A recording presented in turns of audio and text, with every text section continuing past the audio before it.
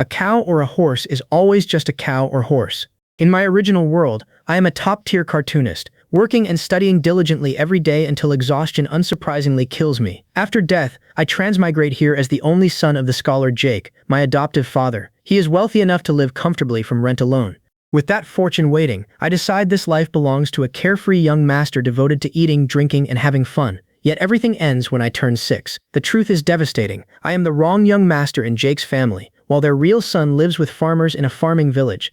Overnight, I fall from young Master Joe to Shane, the farmer's returned son, reduced once more to a cow or horse. After 2 days in bed, my aunt scolds my parents. Brother, sister-in-law, spoiling a boy is no good. We are farmers, not the Joe family raising a young master. Shane has lived there in luxury. Mother shields my injured leg. He has only just returned to us, and he cut himself while working. We have to let him recover. My aunt dismisses that. If he lies at home, can the rice harvest itself? Unless we seize the harvest, what will this family eat? So their entire household depends on one 6-year-old child. Mother fires back. Sister-in-law, if your work may go unfinished, come help us in the fields tomorrow. Her outrage erupts at once. After only 2 days here, your third branch finally dares to rebel against us. My aunt invokes Brandon, my examination candidate cousin. Handkerchiefs must fund his education. How can there be time for fieldwork? Once Brandon passes the examinations and becomes a high-ranking official, your third branch benefits too. What is a little hardship now? Otherwise, your third branch is unfilial and forgets its ancestors. Her demand is blatant. Both my parents must work themselves to the bone for her son, while their only son, Shane, must support him until he becomes an official. That settles my answer. Then I also want to study and take the imperial examinations.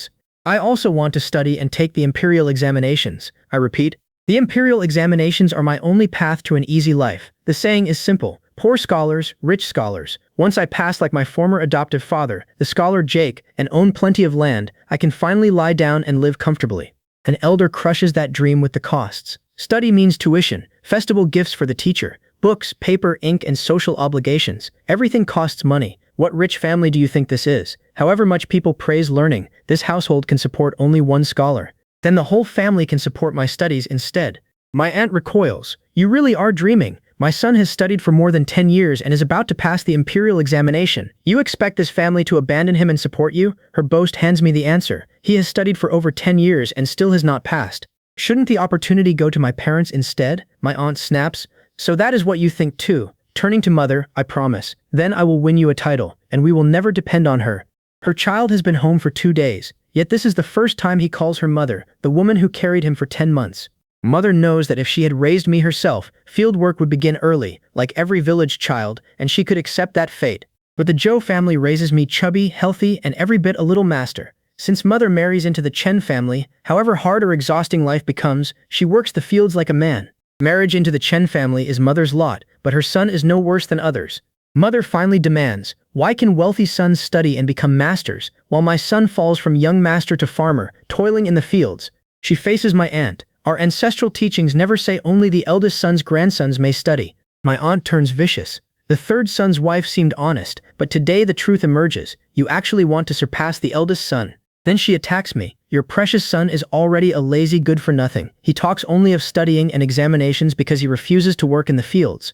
Grandmother ends the quarrel. What are you all standing around for? Do you expect this old woman to handle every chore inside and outside? Mother needles her back. You must be tired, mother. Going to the fields for vegetables is certainly harder than idle chatter. Mother quietly brings me meat. After 2 days in the Chen household, this is my first taste. Eat quickly, she urges. Do not let your aunt see. Instead of hiding it, I look toward mother. I ask, Mother, don't you have a mouth of your own? Grandmother snaps. Why stand there holding the child while he scolds you? Your eldest sister-in-law is the head of this household. My aunt challenges me. What are you doing? Come now. I answer with a question of my own. Is there anything wrong with what I am doing? Your cousin studies hard, while your uncle keeps accounts at the master's house daily. The strain harms them, so both need meat for nourishment. Her finger turns on me. Why should someone lying down every day eat meat? Mother draws me to a seat. Shane, sit down quickly. Seated, I point to grandmother. She is the elder, so she deserves a share of the household's meat. Otherwise, people may decide cousin Brandon has studied all those Confucian classics for nothing. The systems of the Liang and Ming dynasties are remarkably similar. Scholars prize reputation. Starving to death is a small matter, but losing one's integrity is a big matter. The eldest branch cannot tarnish Brandon's reputation. Mother and grandmother deserve meat, and father works the fields. Without meat, where will they find the strength? She snarls. Are you a starving ghost? Your chopsticks always target the meat. Her insult earns the truth. You live leisurely yet never miss a meal. If the eldest branch eats meat, why can't I? My parents earn the money that buys it, so none belongs to you. My parents grow every grain here, yet all three branches eat it together. Now the imbalance is undeniable. The eldest branch buys meat but shares not one piece with us. Your management is heartless. Why not divide the family property, so nobody exploits anyone else? An elder scoffs. What is the point of discussing division? Yet my parents cultivate all 10 acres. They labor there all year, yet cannot take one piece of meat from the table. Forget modern times. At the Joe family, we eat meat daily for 6 years. The boiled fatty pork looks greasy enough to kill my appetite. Even so, I must settle this today. The third branch cannot keep acting like fools. The single bowl draws my challenge. We bring home a whole piece of meat, and you cook only this? Who gets to eat it? Cook everything brought back today, then let everyone eat their fill. Go on, eat quickly. Nobody should think you two cannot eat meat. Grandmother coos, my dear grandson, let us serve you. Eat more and put strength back into those legs. Grandmother's fussing turns absurd. My dear grandson, you have only been back 2 days, yet look how thin you are, so thin that nobody fatter can be found anywhere in the entire farming village. Her contradiction hangs over the table before us. Grandmother whispers, these eggs are saved for your wedding. Tell nobody. I stare at her. My marriage depends on the 2 eggs you steal? You're only 6, with 10 years before your marriage. The sum is simple. 2 eggs each day earn 2 coins. That makes 730 yearly, or 7,300 over 10 years, equal to 7 taels. Her stunned look makes me continue. No abacus is needed. My tutor in the Joe family always calls me smart and promising. He says my studies will succeed. I will buy grandma meat every day and gold bracelets, and even help with that wedding in 10 years. Grandmother's face hardens. Stolen eggs cannot fund your schooling, nor will this family spend another 2 or 3 generations as slaves to the eldest son's branch. Her refusal finally names the real burden. Elsewhere, among the eldest son's family, resentment erupts. That branch never complained when we ate the meat. Why should they get so much today? A warning follows. The boy even mentioned dividing property. Challenge him. What if the third branch demands separation? Farm and support examination candidate cousin Brandon instead. The answer is calculating. They expect Brandon to pass next year's imperial examination and benefit us. How could separation be bearable? The eldest branch reconstructs my attack. The third son's wife would have asked before now. Why wait until her 6-year-old requests schooling, gets refused, then uses 1 bowl of meat at dinner to demand separation? Raised in the Joe family, that child is dangerously cunning. Fear sharpens the argument. Shane will cause more trouble. At only 6, he already schemes like this. Only his scholar adoptive father can stop him. Ordinary students fail the county exam after 10 years, but that gifted man becomes a successful provincial candidate. That comparison becomes a threat. Educated by a Jurin, a successful provincial candidate, the boy might pass the preliminary examination. Unfortunately, he belongs to the third branch. He cannot steal my son's future. One voice decides, however clever he is, he remains 6. He can be ruined. Caution answers immediately. Only the 2 of us are here. We cannot create trouble. The scheme becomes clear as a relative tells me, Nathan studies to honor our entire family. He takes the imperial examination next year. Once he earns the county scholar rank, you may study too. Until then, wait several years before considering school. Their purpose is clear. Delay until early education becomes impossible. Then keep me working like my parents, enslaved for life. Back with my aunt, the hidden hand becomes clear. The third son's wife lacks such schemes. Only my worthless cunning uncle remains. Her argument makes sense. The boy is sensible. Your cousin needs calligraphy practice and has shared brushes, ink, and paper. Suspicion makes me ask, why are you practicing calligraphy? My uncle answers, supporting Brandon costs years of study. Without calligraphy practice, all those years become completely wasted. He continues, someday our Chen family needs greater honor. A little paper and ink keeps all 3 branches obediently supporting Brandon's household. The trade seems worthwhile to them. 3 sheets cannot hold many words. My request stops short. You cannot afford paper? Are you even family? My aunt scrambles. Paper is expensive, and Brandon rarely buys extra. Only a few sheets remain, so make do. Your cousin will buy more tomorrow. My demand rises. I need it the day after tomorrow. Kill a chicken and make nourishing soup for my parents. She recoils. You still want chicken? I expose her secret. Auntie, you and a family member cook meat indoors. The yard reeks of it. Cornered, my aunt concedes. Fine, a chicken will nourish your parents. The trap closes. Sugar-coated bullets put the leash in my hands. Now she follows my lead. A chicken killed in daylight seems impossible. Grandmother scoffs. Chicken? Dream on. I answer, Auntie ordered it. Her doubt meets my explanation. She says my parents are overworked. Without proper nourishment, exhaustion will finish them. The victory solves only tonight. Reading qualifications remain beyond reach, so earning money comes first, and the answer must come from skills already in my hands. Picture books offer my best path. Fine editions include illustrations, yet most drawings are crude. That gap in the market is exactly my opportunity. The market narrows my choice. 3 celebrated classics remain banned, leaving only the famous tale of divided kingdoms. Penniless, I must turn my paintings into money. That means giving buyers a subject they already cherish. I choose the famous Oath of the Peach Garden for my first painting, depicting 3 heroes who become sworn brothers. Later, at the chicken meal, chicken soup proves more nourishing than meat. Uncle, may I eat chicken? His answer comes easily. You are Chen family, so of course. The real test follows. Grandma, can my parents eat chicken and drink the soup? The whole family refuses at once. No, we cannot. Grandmother overrules them. Eat whatever you want. Daughter-in-law, eat up. Grandmother scolds my parents. You two are foolish. You work yourselves raw, yet with chicken soup before you, neither thinks to serve it. She reaches for the bowls herself. Must this old woman serve you personally? Such a clever grandson, and the sugar-coated bullet works for only 1 day. Selling paintings now requires a trip to the county town, but age blocks me from going alone. My parents are swallowed by fieldwork and cannot escort me, while the eldest branch will never consider helping. Only Victor's household can escort me. I press the urgent point. Grandma, father's shoulders are covered in sores. He cannot sleep from the pain. If this continues, his body may give out. The danger makes my case. Busy farming season is the worst time. Who survives on 1 bowl of porridge each meal? Grandma, we need a way to earn money and restore my parents. Sell my paintings. Grandmother snorts. What worthwhile painting can you possibly make? Grandma, you underestimate me. A scholar raised me and taught me how to paint properly. No one nearby paints better than me. Don't believe it? Look at these beautiful flowers. People look like people, trees like trees, and even houses look real. Even Grandma can only marvel. A giant's child is truly capable. Come on, Grandma, let me take you into the county town. My pleading continues. Please, Grandma, come on, please come with me. In the county town, Grandma calculates. 3 eggs can be exchanged for 3 coins. If your flower paintings fail to sell today, your bottom gets beaten until it's covered in bruises. Before anything else, come with me and sell these eggs. Then she calls, fresh eggs. From a townsman comes a sneer. You grandmother and grandson spent 2 coins reaching town, only to sell a few eggs. You're truly burning money. If my flower paintings fail to sell, I'm finished again. Grandma explains, farming is exhausting, so meat from the county can help the family recover. Only a few eggs were saved these past days, with no expectation of profit. Fresh eggs.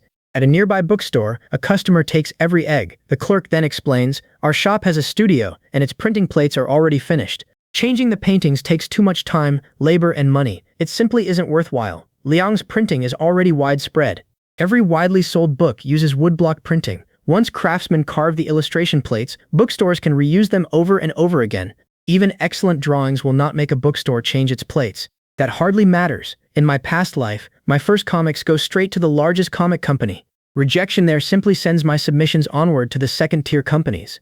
At yet another bookstore, Grandma urges, come on, let's go home. Instead, my attention settles on a chubby young master. Does your bookstore accept illustrations for Romance of the 3 Kingdoms? The chubby young master before me makes even my own fat body look incredibly thin by comparison. His answer is dismissive. There are at least 10 versions of Romance of the 3 Kingdoms illustrations. What makes yours special? My 3-egg investment remains unsold. What a huge loss. Yet the young master's bright clothes and fine fabric mark him as rich. The bookstore is run down, but only his money matters. I make my pitch. Want to see my Oath of the Peach Garden? He scoffs. Can 3 sworn brothers look special? I answer, this treasure surpasses every version you have ever seen. My confidence does not bend. Pass without looking, and you'll miss something enormous. The young master finally yields. Then show me this treasure. The young master stares. What a fine painting. Ordinary Oath of the Peach Garden pictures emphasize artistic conception, but this one is completely different. These 3 figures look alive, like a sworn brotherhood ceremony unfolding across 1,000 years. His amazement deepens. What a painting! Illustrations can actually look this realistic. His offer comes at once, 300 coins a day for it. That is more than I can earn by stealing eggs for half a year. Beside him, the bookstore clerk interrupts. Young master, absolutely not. Illustration and woodblock printing are tedious and extremely expensive. Setting up a woodblock studio will drain every resource. This bookstore may not survive much longer. These 3 paintings make our Romance of the 3 Kingdoms printing a guaranteed fortune. The young master declares, our bookstore will be revitalized. His clerk praises him. Young master, your taste is excellent. He answers, you flatter me. The warning continues. Many read Romance of the 3 Kingdoms, but many shops print it. Our 100 copies from before New Year still gather dust. With no customers, we cannot afford more trouble. This bookstore was given to you so you could learn how to manage a family business. Ruining this half-dead bookstore would leave you unable to explain anything to your father. The young master's decision overrides him. Such a good opportunity cannot pass. Use the bookstore's account and buy the paintings personally. What do you think of the price, young master? Since unsold copies remain, don't print more books. Print only the illustrations, then use them as covers when rebinding. His concern shifts. Damage would ruin such a fine painting. At the bookstore counter, my answer comes quickly. If the painting stays inside the book, how will customers know the Battle of Red Cliffs is on the cover? The young master falters. After more than 10 years, silver is finally mine again. Look how beautifully it shines. Grandma urges, eat darling and don't starve. The shopkeeper pays 900 coins for 3 paintings, more than her eldest son earns in 2 months. Grandma cries, this precious grandson is truly our lucky charm. I set down my brush and complain, Grandma is starving without milk. I have no reason to earn money, so I will not paint. Grandma immediately protests, at 300 coins each, you must paint. My dear boy is young but deeply filial. Such a filial child fears Grandma starving and insists on steamed buns. They're filling. A meat bun costs 2 coins, but a large steamed bun costs only 1 coin. Clearly she is trying to save money. Fine, I won't expose her. My promise follows. After we separate, Grandma stays with us, and I'll earn her daily steamed buns. Grandma scoffs. Even landlords cannot eat those daily. What family are we, living some fairy tale life anyway? Her voice sinks. Widowed, cold and hungry, this woman has a rich eldest son minding his household, while the second never returns. The poor third son has no means to help. Then she holds on to one comfort. My little grandson takes care of me and gives me warmth. The promise comes easily. When I grow up, I'll become a landlord and scholar, so Grandma eats white meat-filled buns every meal. She answers, by then Grandma will be meeting the king of hell, unable to enjoy your blessings. Just then, someone resembles a wealthy household steward. I notice Nathan dining beside a wealthy household steward. Someone mutters, how can the elder eat with that man? We will settle this later. First, something needs saying. Meanwhile, indoors, Madame Gao's last month family visit surfaces. The explanation continues. That vice minister's morning return is only days old. His family dominates this county for years, producing 3 jinshi and 7 or 8 jurin, the county's leading family. The family insists. Nathan is destined for court. If Jared accepts him as a disciple, his future becomes limitless. Doubt surfaces. Why would such an official accept Nathan? Confidence answers, Nathan is intelligent and has a promising future. Confidence continues. Meeting the vice minister guarantees an opportunity. Doubt returns, but Nathan holds no official title. Why would the Lord meet him? One relative reveals, a household steward is already connected to us. With his help, examination candidate Brandon can encounter the Lord whenever he goes out. The obstacle remains. As expected, many people now seek that steward's help. The elder uncle lays out the price of access. Help goes to whichever family shows sincerity. Besides, the eldest branch always manages our household finances. The third branch objects. Such favors are never discussed with us. The answer finally comes. The steward helps only for 100 taels. A shocked voice echoes, 100 taels. An eager voice argues, 100 taels buys discipleship, bringing favors from county, city, and prefecture. Passing the imperial examinations afterward brings glory to this family and fulfills our ancestors' wishes. Another voice resists, 100 taels is far too much. Resistance hardens. Where can such money come from? Over the years, elder brother's monthly wages and embroidered handkerchiefs save only 33 taels altogether. A proposal comes quickly. Selling land covers the rest and raises plenty. Panic follows. Only 16 mu remain. One protests. After selling it, what feeds us? Another counters. Once Brandon succeeds, will we need land? Brandon boasts, who knows when success comes? With Court Vice Minister Walter's guidance, the county-level examination will soon be mine. The elder branch corners the third uncle. 100 taels buys Brandon a bright future and raises the Chen family's reputation. Will you abandon that? Then comes the plea. Child, your father spends his whole life laboring for these studies. Third brother, remember your father's lifelong sacrifice. The standing instruction is to support one candidate into becoming a jurin. Now the opportunity stands before us. Why hesitate? Father's last wish must be fulfilled at any cost. His mother revels. My son will have a high official as teacher, become shusai jurin, then county magistrate, marry an official's daughter, and make his mother a magistrate's mother.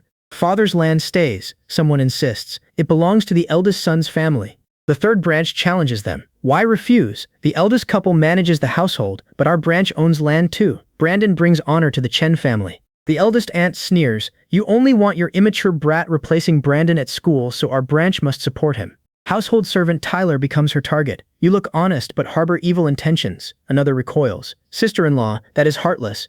The third aunt protests. The child's father works hardest yet gets no proper meal. The eldest branch eats dry food. The third drinks thin porridge. We tolerate that, but selling the land leaves our child no way to survive. The eldest aunt snaps. Troublemaker. You incite the third son to tear this family apart. The third aunt fires back. A brother should act like one, but the eldest branch treats its relatives as less than human. Even the second brother suffers such bullying that he leaves home. Her accusation tears the household apart. The elder uncle shouts, "Enough!" No one realizes the third branch carries such resentment, suffers such injustice, or endures so much hurt. The matriarch wails, "After giving birth to you and raising you all these years, now you want to hit your mother?"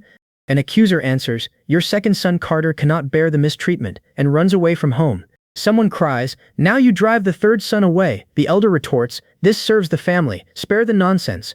The old woman erupts, "Understanding aside, only a heartless bastard sells land belonging to the second and third sons. Old man, why are you dead?" A furious voice points at the victim, "Look how badly he is bullied." The lament rises again, "Oh, my poor daughter-in-law, what misery she endures since marrying into this family." The elder aunt scoffs, "Why yell and cry? You are simply unreasonable." The third branch finally declares, "Then divide the family." A question follows, "Uncle, after dividing, no one can stop each household from selling its own land, right?" The third uncle confirms, "Yes." This third son wants the family divided. His wife presses, "Eldest brother, let us divide it." Faced with that resolve, the eldest uncle relents, "Fine, fine, since you want division, the family divides." A relative tries to halt it. "We are one family, not three factions. Imagining division guarantees a better life."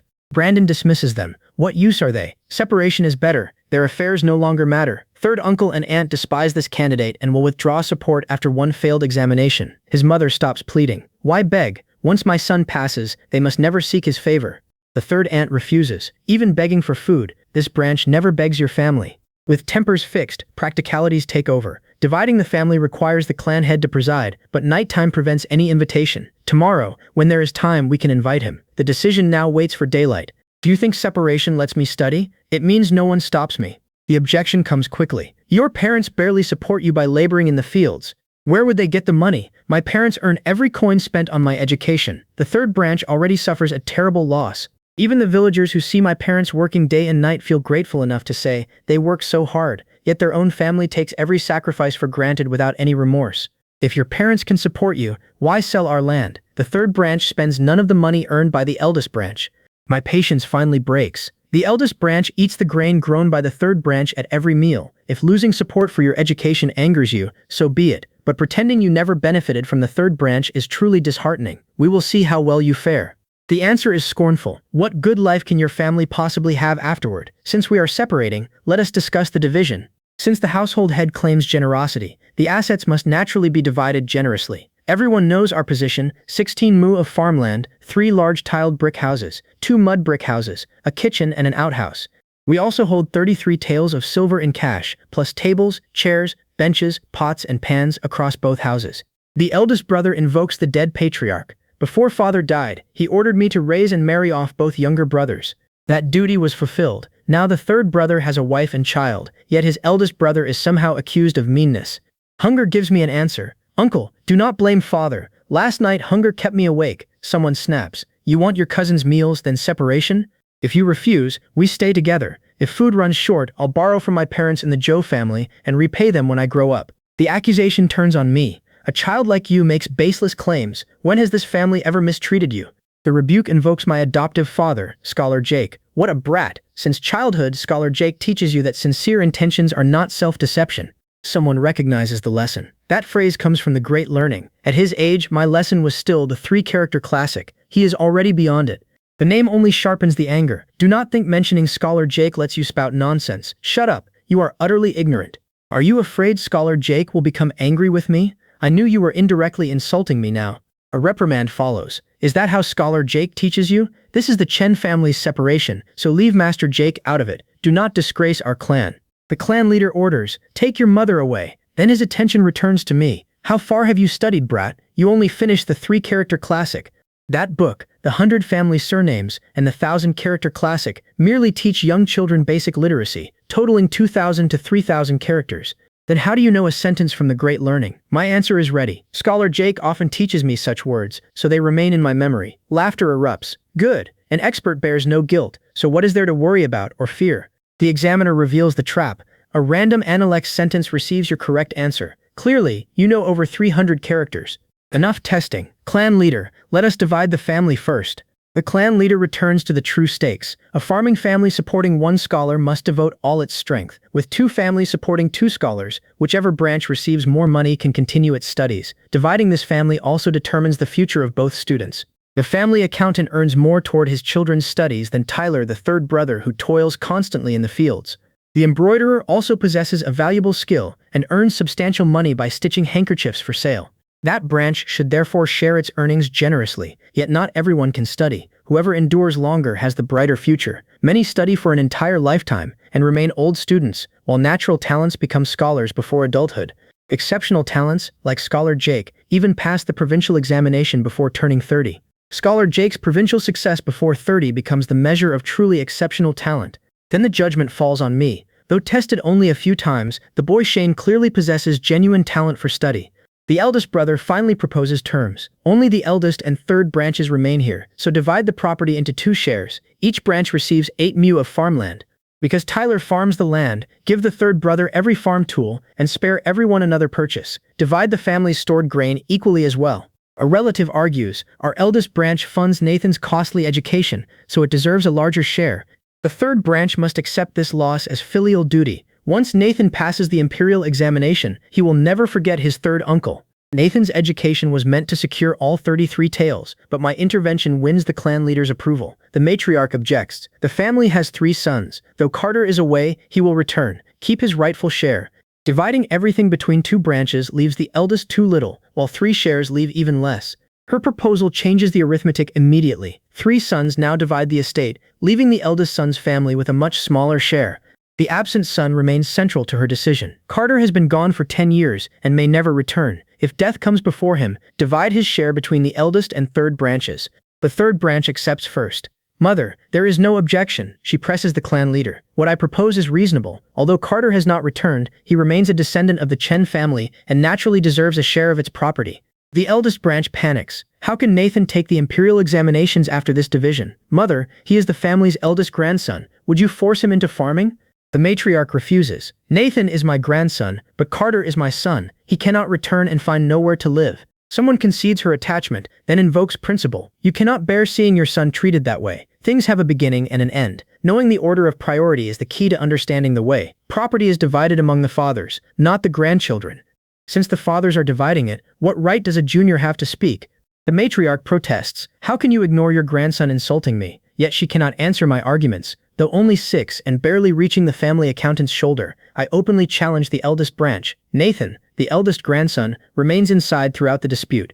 His mother ignores him. You're his father. Only you can worry about him. Even if he cannot persist, he will merely roam the streets uneducated, without a share of the family property. However, he will starve. My examination candidate cousin Brandon's education serves not merely our eldest branch, but the whole Chen family and clan. One low-level examination graduate cannot make a clan prosper. We need at least a provincial graduate, yet that demands exceptional talent, and several more years of study achieve nothing without it. Though young, the child speaks eloquently and remains calm under both praise and criticism. My composure alone surpasses Nathan's. With continued study, I can progress farther. Fairness must govern the division, and the brothers cannot keep accepting losses. The clan leader announces, the family land is divided equally among the 3 brothers, 5 mu each. Carter's 5 mu go to Victor's family, with another mu supporting their retirement. The 33 taels are divided among 3 households, 10 each, while Victor's family receives the remaining 3. Their land now totals 6 mu. The elders decide, we are too old for farm work, so we will manage the shop. Each brother receives 1 room in the large brick house. A relative protests. Clan chief, you watched Nathan grow up. Jared will soon accept him as a disciple, but this division leaves us unable to afford the apprenticeship ceremony. It will ruin Nathan's future. The claim grows grander. Jared is the capital official chosen as Nathan's master. When he returns, Nathan will seek apprenticeship. The boy is a true prodigy, and acceptance will make his future limitless. Alarmed, the clan chief reverses course. Then the family cannot be divided equally. We must instead do everything possible to elevate Nathan. The clan chief declares, our Chen clan's future rests on you, Brandon. My cousin vows, this young man will do his utmost to revitalize it. Grandma approves warmly. Good, good, good. Brandon shows promise, but our family has little money. This old woman cannot afford to support her nephew alone. Household servant Tyler receives an order. Help him well. A relative promises support where possible, but admits this family must also make a living and still depends on clan help. The clan chief answers, the clan will help where it can. Brandon, Vice Minister Walter, is far away in the capital. The challenge comes. When have you seen him? A supporter answers. Brandon caught the head steward's eye. Vice Minister Walter's return will secure the connection. An elder challenges the claim. Can the noble family's steward choose his master's disciple? Does such an important master truly obey a household servant? The opponent falters. The 3 large brick and tile houses fit perfectly, 1 per family. Carter, your mother can live in the other one. Then the clan chief settles the matter. My son, take the land deeds to the county government and change the names. The clan chief adds, support your son properly. Should he face trouble later, the clan will help where possible. Beneath that concession, my words and actions today are too obvious for the old man to miss. After most of a lifetime, he sees through everything immediately. Such conduct from adults would earn his disapproval. Yet at only 6 years old, my calculations turn that disapproval into anticipation instead. The clan chief recognizes rare childhood shrewdness. Properly nurtured, he believes, this child will surely support the Chen clan in years ahead. By contrast, Nathan devotes himself to pleasing wealthy household servants. The clan chief wonders what attention remains for studying. Intelligence cannot save him. Taking shortcuts will inevitably lead the young scholar astray from the proper road.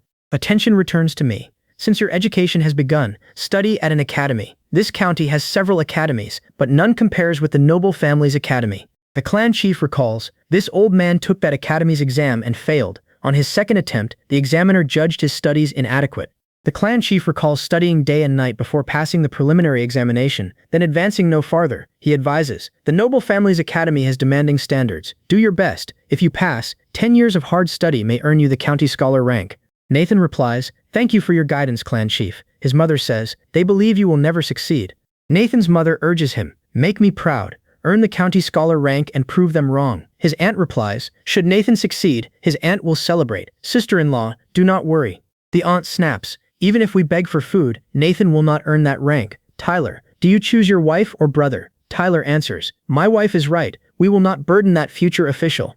The verdict, lucky he isn't interfering, or he'd squander his inheritance. Your father knelt in the courtyard all night back then, unable to continue studying.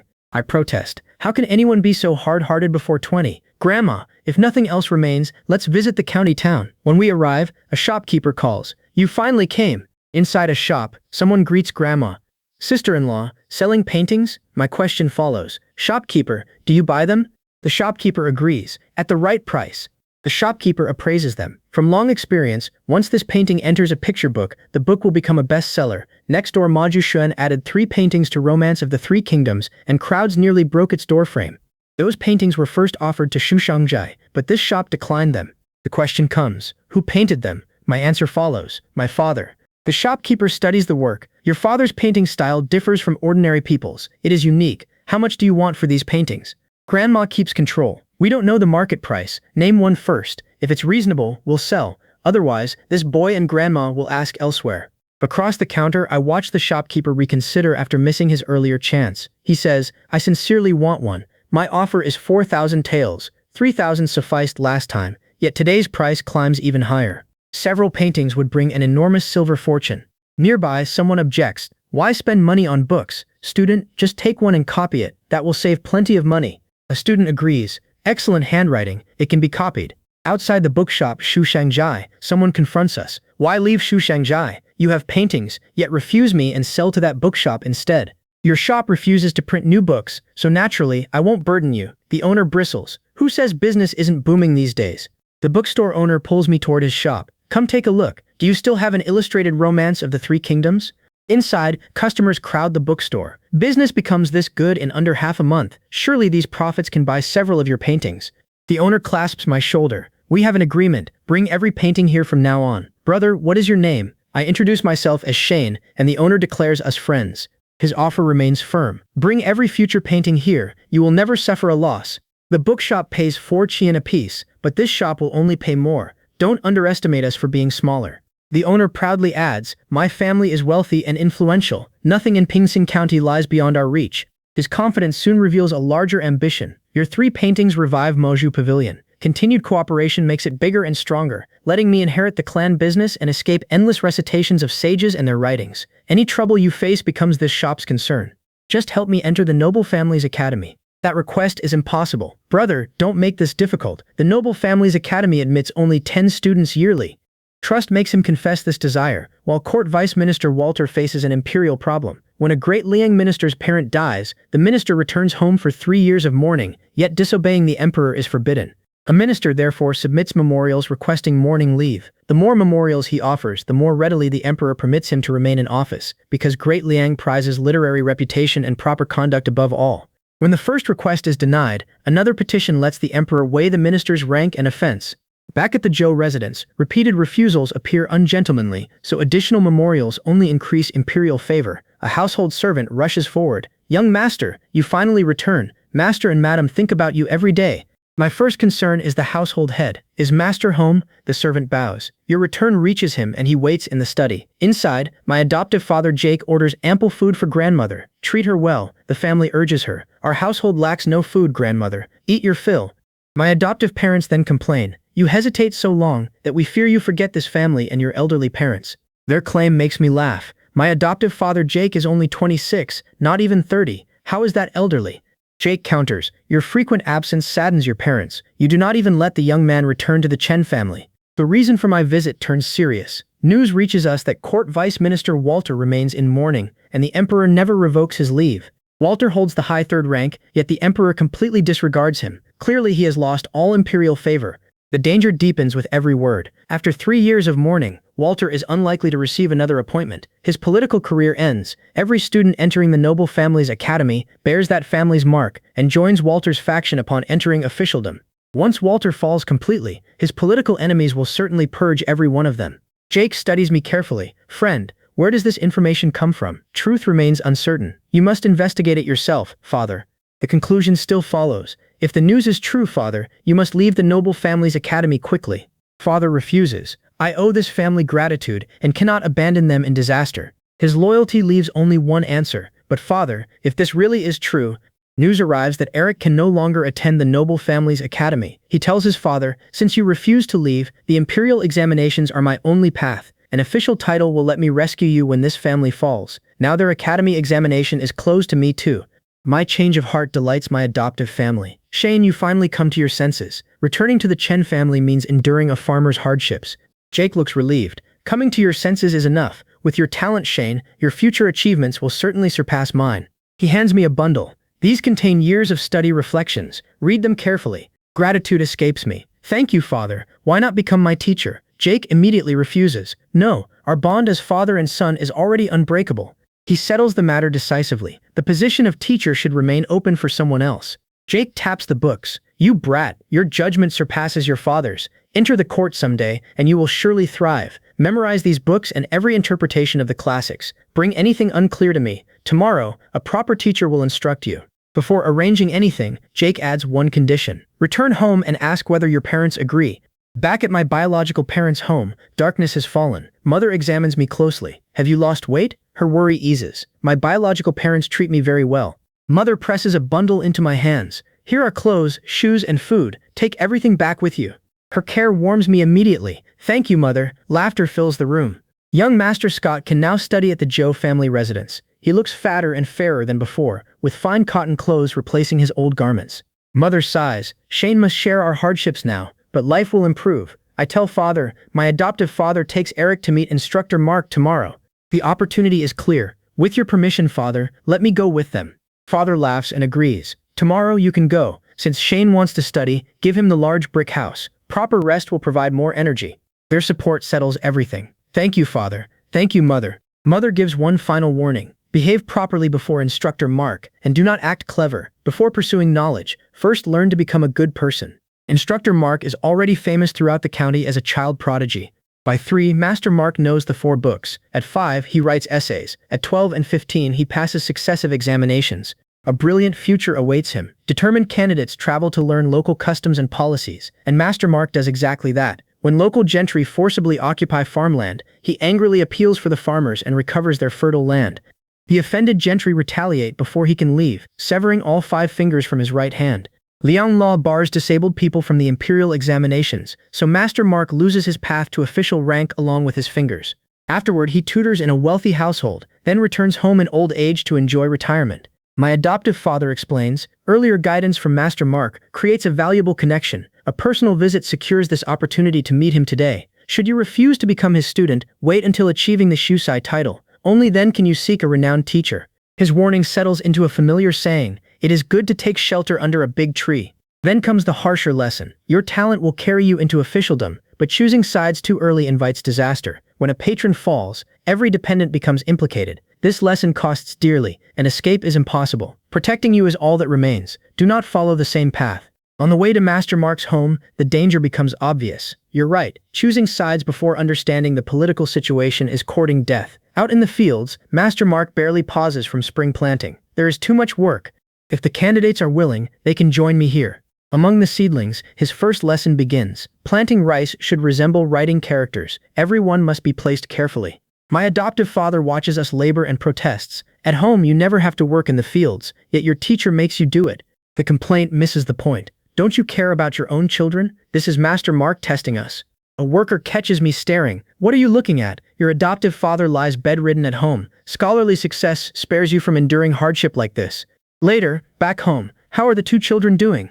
The daily inspection reveals our inexperience. Some rice seedlings begin crooked and uneven, clearly showing that neither child has worked farmland before. Soon, the rows become straight and evenly spaced. Our hoeing and ridging improve with the corn as well. Their work shows seriousness rather than perfunctory study. Talent matters, but diligence and perseverance matter even more. The final assessment is decisive. Both are hardworking and persistent. Neither cheats nor shirks any duty. Very good.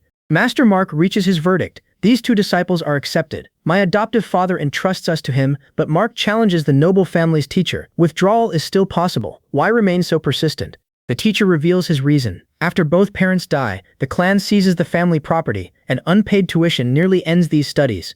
Fortunately, Captain Jared takes pity. His noble family waives tuition, while he personally supplies writing materials and food every month. The debt decides everything. How could such kindness be repaid by retreating?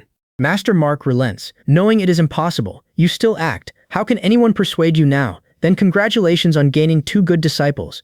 My adoptive father Jake adds, my only son and adopted son possess equal talent, whatever their memories. They are the most insightful children ever encountered. Without power to protect them, entrusting them to you becomes the only choice.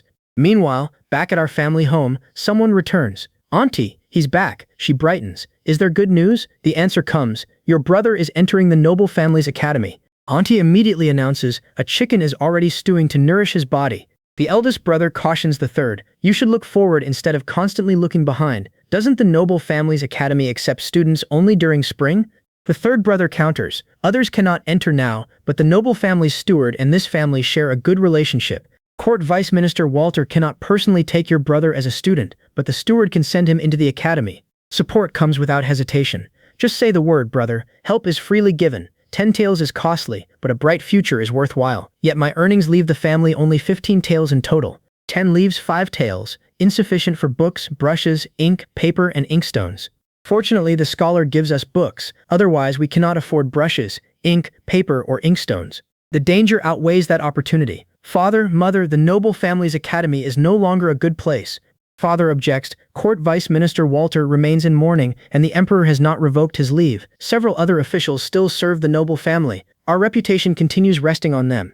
His faith is dangerously innocent. Father, you are too pure-hearted. Fortunately, officialdom never claims you. Walter supports his entire family, and his subordinates depend upon him to secure their positions.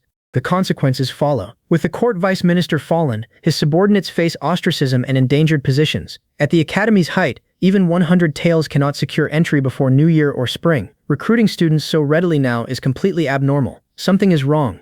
Does the noble family truly face collapse?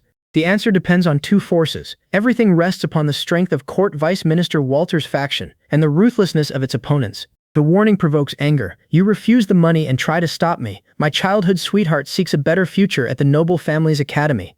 There is no point forcing the issue. If that is your choice, so be it. The warning has been given, leaving a clear conscience. The decision holds firm. That's right. Today is the day for entering the noble family's academy. Another warning follows. Teachers and classmates are extremely important. Studying daily with the Joe family offers no useful friendships. A good future also requires hard study. Yet last night, you retire before everyone else. The next morning, the answer comes easily. An early start for the noble family's academy requires an early bedtime. Meanwhile, Master Mark lets both students stay with him to avoid wasting time on daily travel. Only by truly studying under him do I understand why my adoptive father Jake insists upon this discipleship. Master Mark is profoundly erudite. My adoptive father Jake draws from countless sources and weaves allusions into lessons so lively and entertaining that his classes never feel dull. A servant bursts in. Young master, disaster! The county magistrate examined both academy classes, and everyone failed. Students report that a rival pupil bribed a runner to steal the questions. Afterward, the students bring this news to my adoptive father Jake, who tells our whole class, Master is imprisoned. Turning to mother, I insist, we must go to the Gao family now. Perhaps they can help him.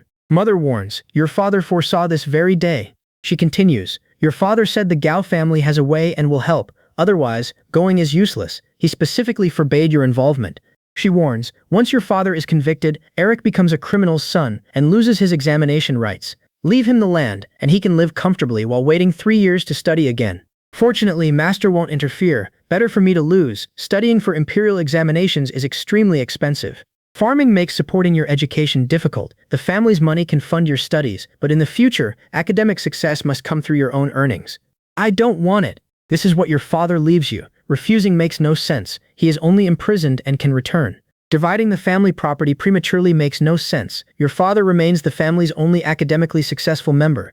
Another voice cuts in. He is arrested, leaving only a widow and son. They cannot get him out. Pressing mother, I demand. You cannot know without trying. Father is worth the risk, I think. I'm going to the Gao family. Someone steps beside me. Going with you. Behind us, an order rings. Stop them, quickly. Mother points at me, her son Shane. Load everything onto the carriage and take Shane back to the Chen family. The order leaves no room for any argument.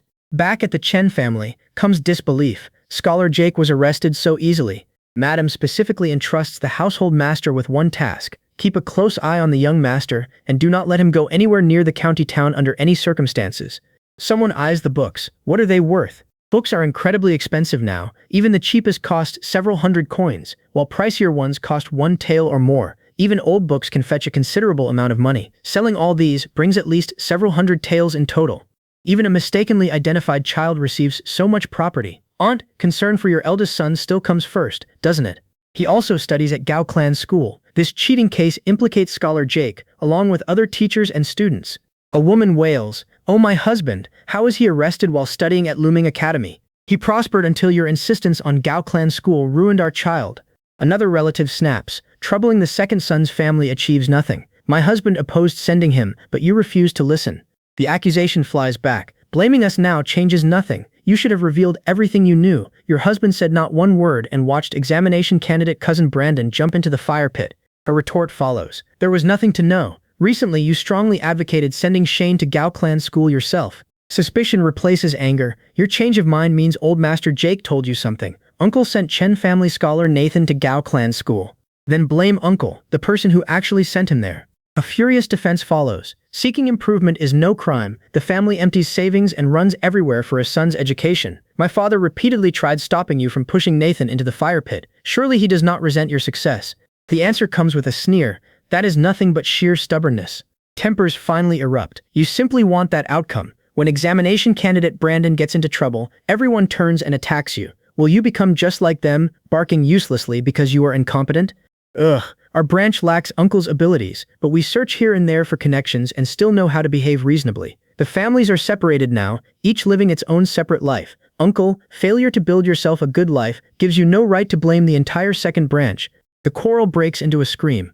The uproar exposes truth. Gao Clan Academy is intolerable, and its swordsmen show someone means to sever the clan's foundation. The academy is the Gao clan's lifeblood, cultivating members and supplying talent. As the clan recruits for a counterattack, common people can only avoid conflict and protect themselves. Even diligent study leaves worldly affairs difficult. Besides Scholar Jake, your perspective is broader and your thoughts deeper. At 7, Shane, you already seek advantage and avoid harm far better than me. Forget money at home. Just focus on your studies. Your father earns less than me, but farming is not all he knows. After spring planting, he will carry loads at the docks for exactly 30 coins each day. Last month's painting sold for 10 taels. Next time, save your father some face, or everyone will see him as a useless father. The next day, at home, the locked door stops me. Mother, open it, she answers. Your brother and mother must work in the fields, so nobody can watch you. For now, stay locked inside and read. A teasing warning follows. Hee, keep kicking and the door will break. Calling beyond it, I shout, Grandma, my parents locked me inside.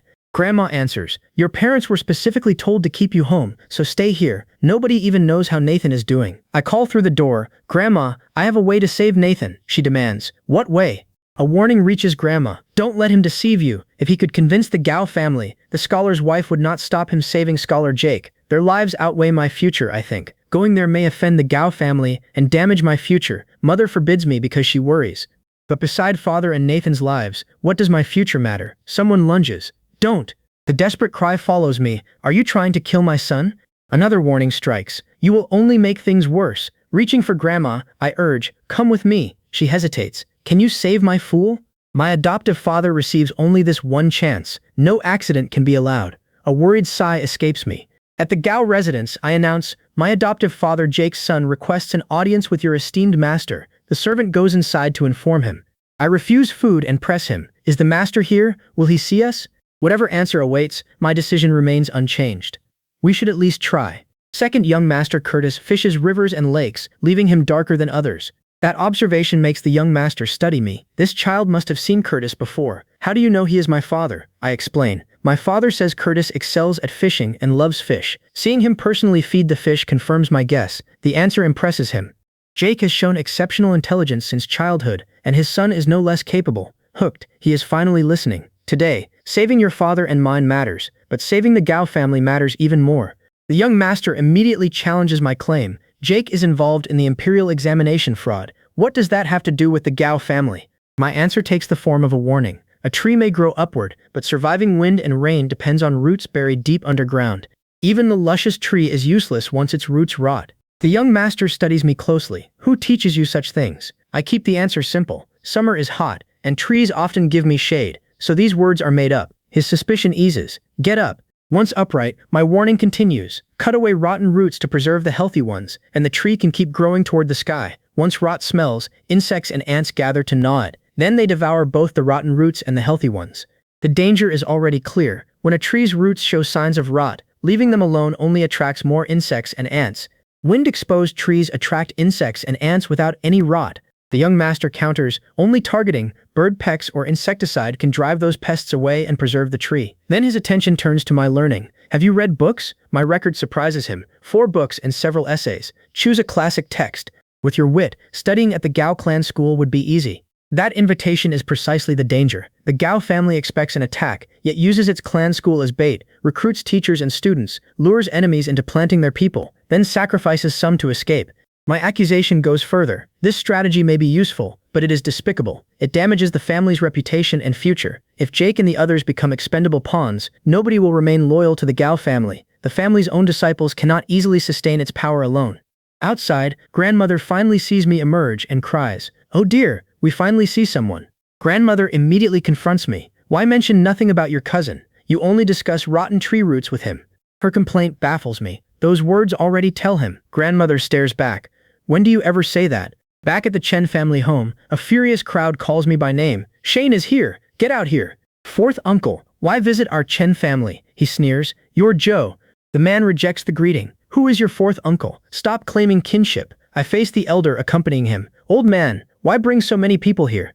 The elder bristles at my disrespect. How dare you speak that way to your fourth uncle? How does your adoptive father Jake raise you? My gaze remains steady. Would Jake lead a crowd to make trouble at someone else's home? Their accusation grows uglier. You have lost your place, turned to banditry, and come to rob our house. One man steps forward. Kid, you are asking for it. A Chen clan elder blocks him and demands, who dares bully our Chen clan? The intruders accuse me. Shane embezzles our successful candidates' money and books. The elder challenges them directly. We came to recover them. Where do those books and that money come from? My answer is immediate. The successful candidate gives them to me. My family confirms it. Our child says those things are gifts. They belong to him. The clan elder draws a hard boundary. Anyone who dares take them will be crippled. The intruders finally retreat. Let's go. Once they leave, an elder turns his lesson toward me. A man without boldness is not necessarily a coward. You belong to the Chen clan, acting timid and cowardly would disgrace the entire Chen clan. His warning continues. When this happens again, first call the village for help. How can a child protect himself against all those men? Another elder gestures around us. This is our farming village. The uncles and elders come whenever they see trouble. The surrounding men agree. They will not dare touch him. What Shane says is right. If anyone bullies him in our farming village, our men can never hold their heads high anywhere. Their loyalty deserves respect, but their own strength deserves recognition too. On our own ground, shouldn't we have confidence? Uncles and elders, thank you again for this kindness. An elder watches the crowd rally around me. Shane wins people over better than this elder. Those few words have everyone practically working on my behalf. A letter from my mother reinforces their resolve. Take good care of him. If the Zhou clan causes trouble again, let them stay at their maternal grandparents' home for several days. Grandmother's judgment proves correct. The second young master releases me after I explain how to plant trees. Apparently he enjoys planting them. Before leaving, gratitude comes first. Grandmother is right. Thank you for saving my life. The young master dismisses the debt. You suffer an injustice and should never have been imprisoned. Then he gives one final instruction. When time permits, visit Master Zhou.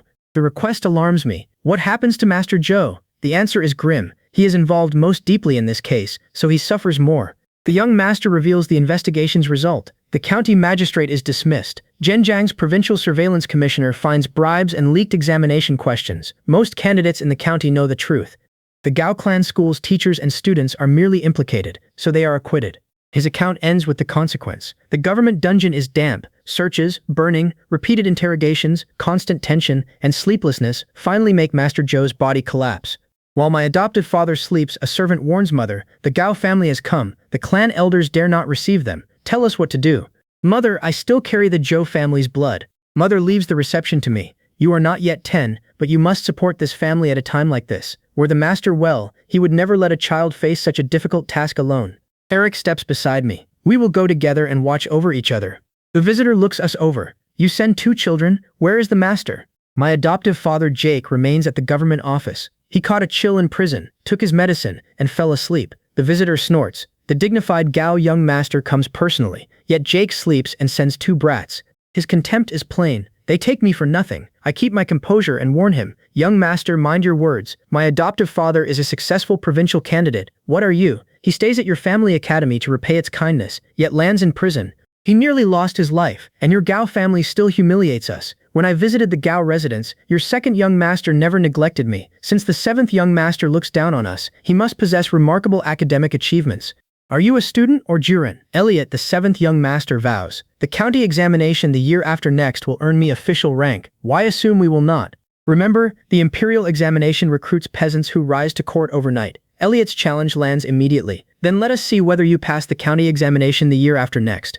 With a snort, Elliot pushes the gifts back. Take these things. You mean to sever ties with the Gao family? The insult decides me. You have humiliated my brother and me. If we accept your things now, people will call us spineless.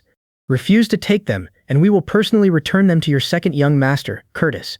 I finish the refusal. Take them away, or I will personally return everything to your second young master, Curtis. The 7th young master leaves with the gifts. Protecting the noble family also serves my purpose, while its patriarch remains in my sights. After Elliot leaves, I ask Eric, in my place today, tell me what you would do. The answer is ruthless. Torment the 7th young master to death. But whose comeuppance comes next? The year after next now carries Elliot's open challenge. Refusing it would only make us look like cowards, so we accept the challenge. We cannot write poetry yet. The imperial examination the year after next demands hard study. Mother and I suffered in jail while Holmes suffered too. 4th uncle and his people cause trouble in the farming village, then enter the Zhou house as though entitled. Compared with that, a little suffering is nothing. A little suffering is nothing beside that goal. I must make a name for myself and ensure these people never dare bully us again. If even one of us rises high enough, neither a mere scholar nor even a jinshi will dare act so provocatively. Shiguan's Gao family would never dare toss a few gifts at those who risk their lives for them. Only climbing high prevents humiliation and manipulation. Only power commands respect. The principle settles inside me, and the imperial examination becomes my path upward. Meanwhile, at the noble residence, the 7th young master complains to his brother. We personally deliver those gifts, yet they return them. They truly disregard our family. From today, you are forbidden to leave this house for 1 month. Elliot receives the punishment in disbelief. Second brother, why are you confining me? Jake went to prison for the Gao family, yet you humiliated him at home. You damaged our reputation and mistreated his adopted son Shane. A boy over 7 discusses advancement and retreat at our door. Such talent deserves the Gao family's protection. Curtis remains stern. Instead, you rashly made him an enemy. This is your second offense, so both penalties apply. Confinement to your quarters for 1 month is already lenient. Alas, our grandmother has ultimately protected this younger brother far too well. Curtis weighs the result. Jake is already a waste and will be useless in the future. What a pity about his adopted son. Had they accepted our gifts, the Gao family could have brought Shane under its wing and made him a great asset to the family. Refusing those gifts proves they still resent the Gao family. We cannot allow that boy to grow up any further. Back in the study, Jake recites, "The great learning teaches us to manifest virtue, to love the people, and to attain the highest good." The final page closes beneath my hand. This book is now finished. After memorizing every passage, I can recite it backward. However, I still cannot fully understand its meaning. A student must also understand the text. Thorough understanding is fundamental, because the imperial examination ultimately depends on the meaning of every passage. The 8 sections for breaking down questions are the foundation. From today, we discuss meaning each morning and concentrate on it every afternoon. Master, please give me questions for breaking down practice. Your student will memorize them carefully and work through each one 10 times today. Jake immediately checks my haste. No rush. First, read the opening chapter of the Book of Rites instead. We need to introduce the period first. That night, a cry erupts beside the well. Someone shouts, "My diary entry!" The near fall brings an immediate rebuke. You nearly fell into the well. How long must your room stay lit? Studying almost costs you your life. Starting today, you remain under my personal supervision until your lamp goes out.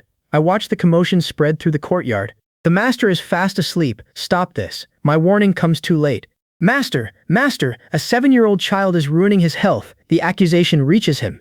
The accuser points at Dave. Why is Dave allowed to study by lamplight through the night? You are ruining my future. Master already says that youth makes proper rest the most important thing. The answer remains firm. This is for your health. Master, those fields you led us to cultivate are all rented. Focusing on farming would inevitably mean neglecting your studies. Would that not delay your future? What an elegant excuse. Never before have I seen anyone lie with such refinement. A laugh escapes me. No, uncle. Farming is simply hard work. Anyone who ignores the seasons watches every crop wither. The tenants' poverty troubles me. Master, why not hire a doctor for the fields? After paying rent, they have nothing left. Master gives the hardship its lesson. You must witness the suffering in this world with your own eyes. That suffering fixes my ambition. If I become an official, these people will never suffer like this again. My studies offer a path forward. Master, after reading the 5 classics, the Spring and Autumn Annals should become my foundation. Master considers the choice. Many scholars avoid the Spring and Autumn Annals. Its meaning is unpredictable, and scholars have been slandered over its political views. Yet he sees the advantage clearly. Understand it thoroughly, and officialdom will never treat you as an outsider. The ancient warning only strengthens his approval. Chin criticized scholars for not knowing the Spring and Autumn Annals. You face difficulty well. Lower competition makes the choice practical, I think. Few students study it, so imperial examination competition is lighter. This student must trouble you again, sir. Master answers, where else could you find a teacher? Age weighs upon my teacher, whose foundation is the Spring and Autumn Annals. I bow and say, making you repeat everything now would be this student's fault. He objects. Over 40 is probably too late for resumed study. I answer, one great essayist begins secluded study at 27. I continue. He later becomes a literary figure among 8 renowned masters. Another celebrated general earns his fame near 60 in a decisive mountain battle. One final precedent settles my argument. Jiang Xia is over 70 when he meets King Wen of Zhou, displays his talents, and establishes immortal achievements. The conclusion is obvious. You are only 40, still in the prime of life. After merely 2 months of confinement, my senior brother is already heartbroken to this extent. The sight is truly touching. Master returns to the real problem. No one can teach Shane the Spring and Autumn Annals. Learning it alone before teaching him cannot possibly be done in time. Another solution presents itself. Find him a good teacher of the Spring and Autumn Annals. Yet sending me alone to the academy has already caused enough suffering. My father turns that guilt into expectation. Then become a high-ranking official quickly, so your father can enjoy a young master's life. Usually a son hopes for his father's success, not the reverse. Even plants and trees possess their own nature. Why seek a beauty's favor? Your talent needs no comparison. My answer is simple. Your son understands. The debt still remains with my examination candidate cousin Brandon away. When Brandon returns, I will repay you twice the money. Pressure finally overwhelms study. Today requires a spring outing, another day indoors with the books, and every hair on my head will disappear. Master refuses to relax his standards. The year's plan begins in spring, so strive harder. My barren forehead provides the evidence. All 3,000 strands are gone. He remains unmoved. You're always energetic. Just be careful not to grow tall. His warning changes my plan. Then the spring sun can make me taller. Since we're here, we might as well make the best of it. The trap becomes clear. Master, you arranged this deliberately, didn't you? At the spring outing, a student proposes preserving the incident. Such a fine story must be recorded for future generations. Shane has not passed the imperial examinations, yet claims victory. Another scoffs. He wants to trample Elliot for fame. A third objects. Shane has outstanding talent. Why would he need that? The challenge comes immediately. If that is true, compose a poem here and let everyone judge it. There is no reason to hide behind anyone. Why should he do it? This task is mine. Memorizing 10 poems daily and writing one personally is nothing remarkable. Modesty keeps the contest civil. My work is far inferior to Brother Elliot's, yet my poems are clearly better than his. A rebuke strikes the 7th young master. How dare you compare poetry with an 8-year-old child? The crowd presses the contradiction. Don't all of you boast about your outstanding talent? Age becomes my cleanest defense. Why bring it up again, 7th young master Elliot? Proclaim everywhere that you defeated an 8-year-old child's poem. Defeat is freely admitted. Elliot refuses that escape. Age means nothing in this world. Let us see whether you pass next year's imperial examination. My fighting spirit impresses the onlookers. Shane argues so neatly that answering means losing. Offense truly is the best defense. Another listener regrets coming unprepared. No notebook today. Those words must be written down and studied daily. Attention returns to the poem itself. It is too realistic. Poetry should be abstract and leave a lingering aftertaste. The standard is fragrant and beautiful. I accept the lesson without pretending mastery. Your disciple understands, master, but still cannot write it well. Master identifies the missing experience. Your writing has already reached a high level, but you understand very little about government policies. Go outside and study them. His assessment of my poetry remains encouraging. Your poems have developed a proper structure, and your writing has improved greatly. The improvement now reaches beyond technique. Your work is not merely solid anymore. It also possesses the power to touch people's hearts. At year's end, Master measures our prospects. From the county examination through the prefectural and provincial examinations, you both have a chance. Gratitude comes naturally. This is all thanks to your teaching, Master. He grants our reward. The year is ending, so you both receive a 10-day holiday. Rest well. Back at home, the free time belongs to my parents. Father, mother, let me help with something. They refuse at once. No need. Rest is rare for you, so remain in your room. Our finances leave little room for resting. The silver earned from the comics has already consumed most of our savings. Future expenses require more income. I think to myself, 2 taels of silver must now be collected as a reward, so earning more money becomes necessary. Aaron catches me drawing and exclaims, "Shane, you're drawing Luke." I answer, "Just 2 pictures, enough to earn some silver." The ghost beams. "That's wonderful. Your Analects comics sell so well that other bookshops copy the 4 books, but their drawings are crude and their stories simple. Your Luke comic will surpass them. You even draw with an ink-dipped feather. No wonder your style is unique." 10 days later, 5 completed chapters secure the payment. 5 chapters in 10 days. You truly deserve these 100 taels. Once you accept them, the remaining pictures must be finished. The commitment is firm. Everything will definitely be completed. Later, back at the academy, the examination schedule finally arrives. The county examination begins on the 9th day of the 2nd month, with County Magistrate Tao as chief examiner. After studying so hard for so long, the result is finally near. During the next few days, potential sponsors and guarantors will be contacted, and the mutual sponsorship arrangements finalized. Everyone may return home and prepare for the examination. Father, thank you both for your hard work. We won't disappoint you. Don't push yourselves too hard. Balance work and rest for steady progress. And aunt scoffs. Taking the county examination after only 2 years is burning money. That private school teacher Mark has no academy. He only moves schools to trick you out of your money. My adoptive father Jake praises Mark's vast learning. Auntie, you surely understand cultivation better than Jake. After studying over 10 years, you dare take the exam. You must surpass him.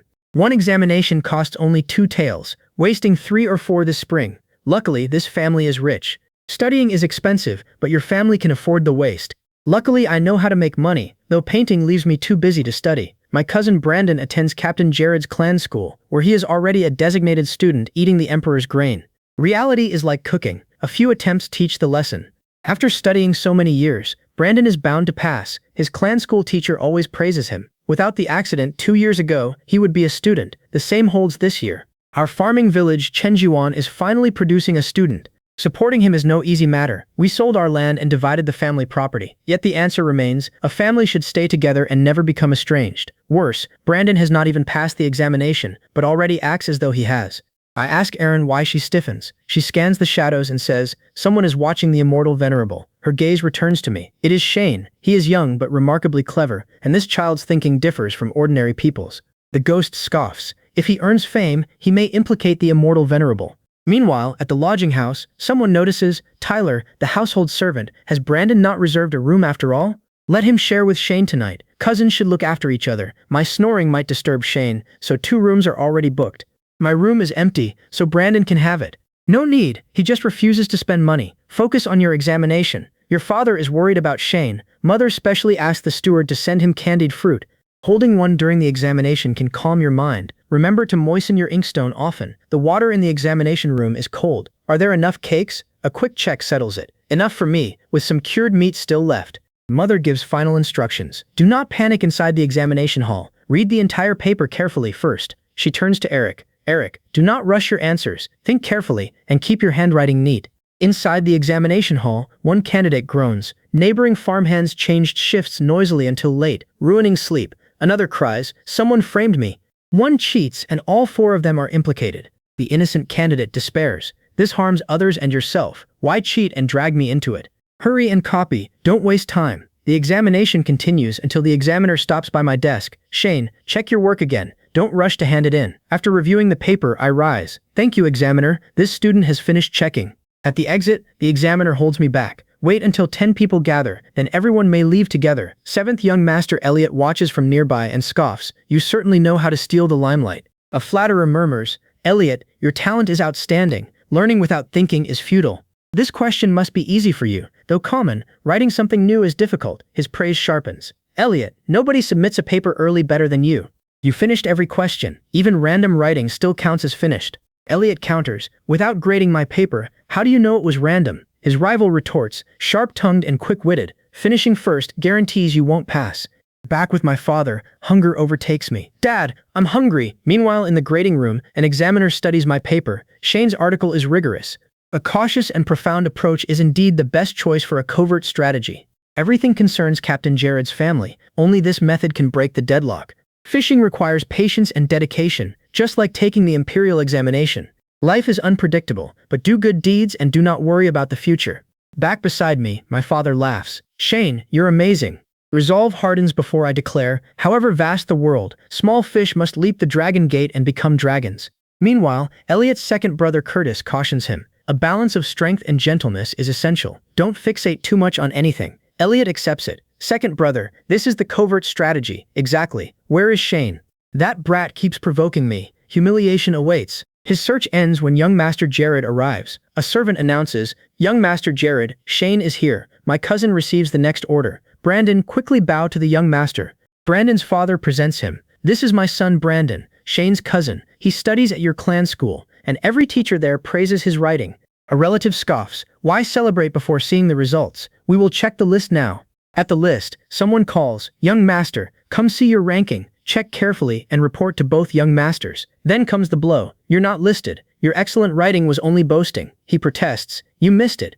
Another search confirms the result. My name isn't there. His father erupts. Our whole family tightens its belt to support your studies, yet you still fail. Explain what you do at the academy every day. The candidate shrinks from the public shame. Father, let us discuss this at home. But the scolding continues. We have sold our fields and land for your studies. You refuse to work hard, and now shame finally finds you. Many candidates take the examination for decades and still fail. Someone offers consolation. You're still young, so failing is understandable. The comfort immediately turns awkward. Brother, you failed too. Mockery ripples through the crowd. Your family loves bragging. Before the examination, your gang made enormous promises. Now the list answers you. Someone demands my result, and I calmly answer. I passed, in 50th place, assigned to room 6. A young master reels. The examiner was already bribed. Why is Shane still selected? His companion sneers at my final ranking. Last place makes you this smug. Anyone unaware of the truth might think you arranged everything. Facing the taunt, I answer, if my surname were Jared, perhaps everything would follow my wishes too. The other side boasts, this 50th place comes from studying day and night, exhausting every effort, and strictly following the sages. Laughter erupts as someone fires back. Without that surname, could you pass at all? Is this the Imperial Court's realm, or Captain Jared's family realm? The accusation sharpens around the 7th young master. Do Elliot's underhanded tactics depend on ability or family background? His article will reveal everything. The candidates take up one demand. We must read 7th young master Elliot's article. From the other side, someone glares at me. That boy uses one sentence to place the entire Jared family in such a predicament. He is truly hateful. A furious order cuts through the noise. Arrest him. Alarm follows immediately. What comes next? The answer is urgent. Remember this well. Their threat cannot silence me. Can the Jared family silence me? Silence the voices of the masses and silence heaven's clear justice? My words ignite the scholars. We must uphold our principles and never fear power. Even if death comes, we should leave behind a legacy of integrity. Another voice protests. How can they arrest a child who speaks the truth at such a price? Anger spreads through the candidates. How arrogant! The child has only just passed. This examination is the goal we pursue through years of bitter study. The crowd closes ranks around me. If he is arrested, what does all our hard work amount to? Nobody can arrest people without cause. Officials arrive amid the uproar, and a wounded complaint greets them. Your Honor, who dares treat the two young masters so cruelly? These young masters are rebelling. The demand comes at once. Quickly send men and arrest every one of them. A calmer observer studies the furious candidates. This trouble comes from young masters who failed the examination. A little persuasion will settle it. One brother protests. Second brother, they even beat our servants. The second brother silences him. Enough. Scholars who fail the examination naturally become emotional. Responsibility shifts toward the official. This matter requires your Honor's attention. It is your duty.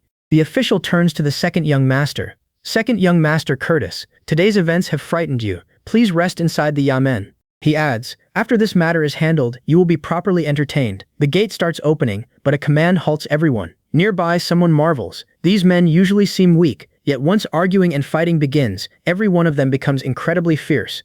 The battered servants become evidence. Look what they have done to these people. Had the two young masters from the Jared family not escaped quickly, they would probably share the servants' fate.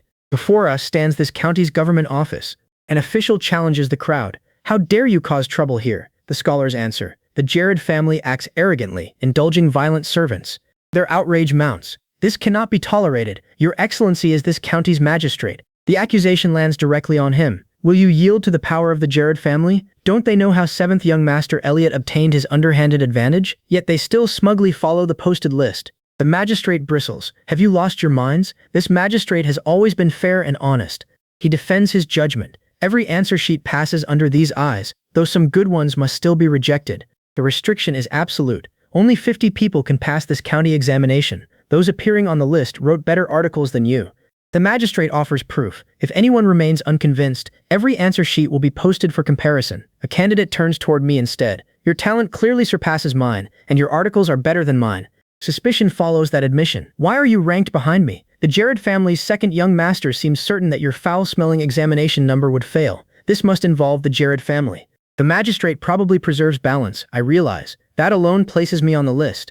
The danger becomes clear in my mind. The Jared family can crush me like an ant. Publicly breaking with them makes them hesitate. Now they cannot openly attack me, and they must pray that I remain safe. If anything happens, everyone will blame the Jared family. The future remains impossible to predict. The answer is to climb with all my strength. The higher I rise, the harder attacking me becomes for the Jared family.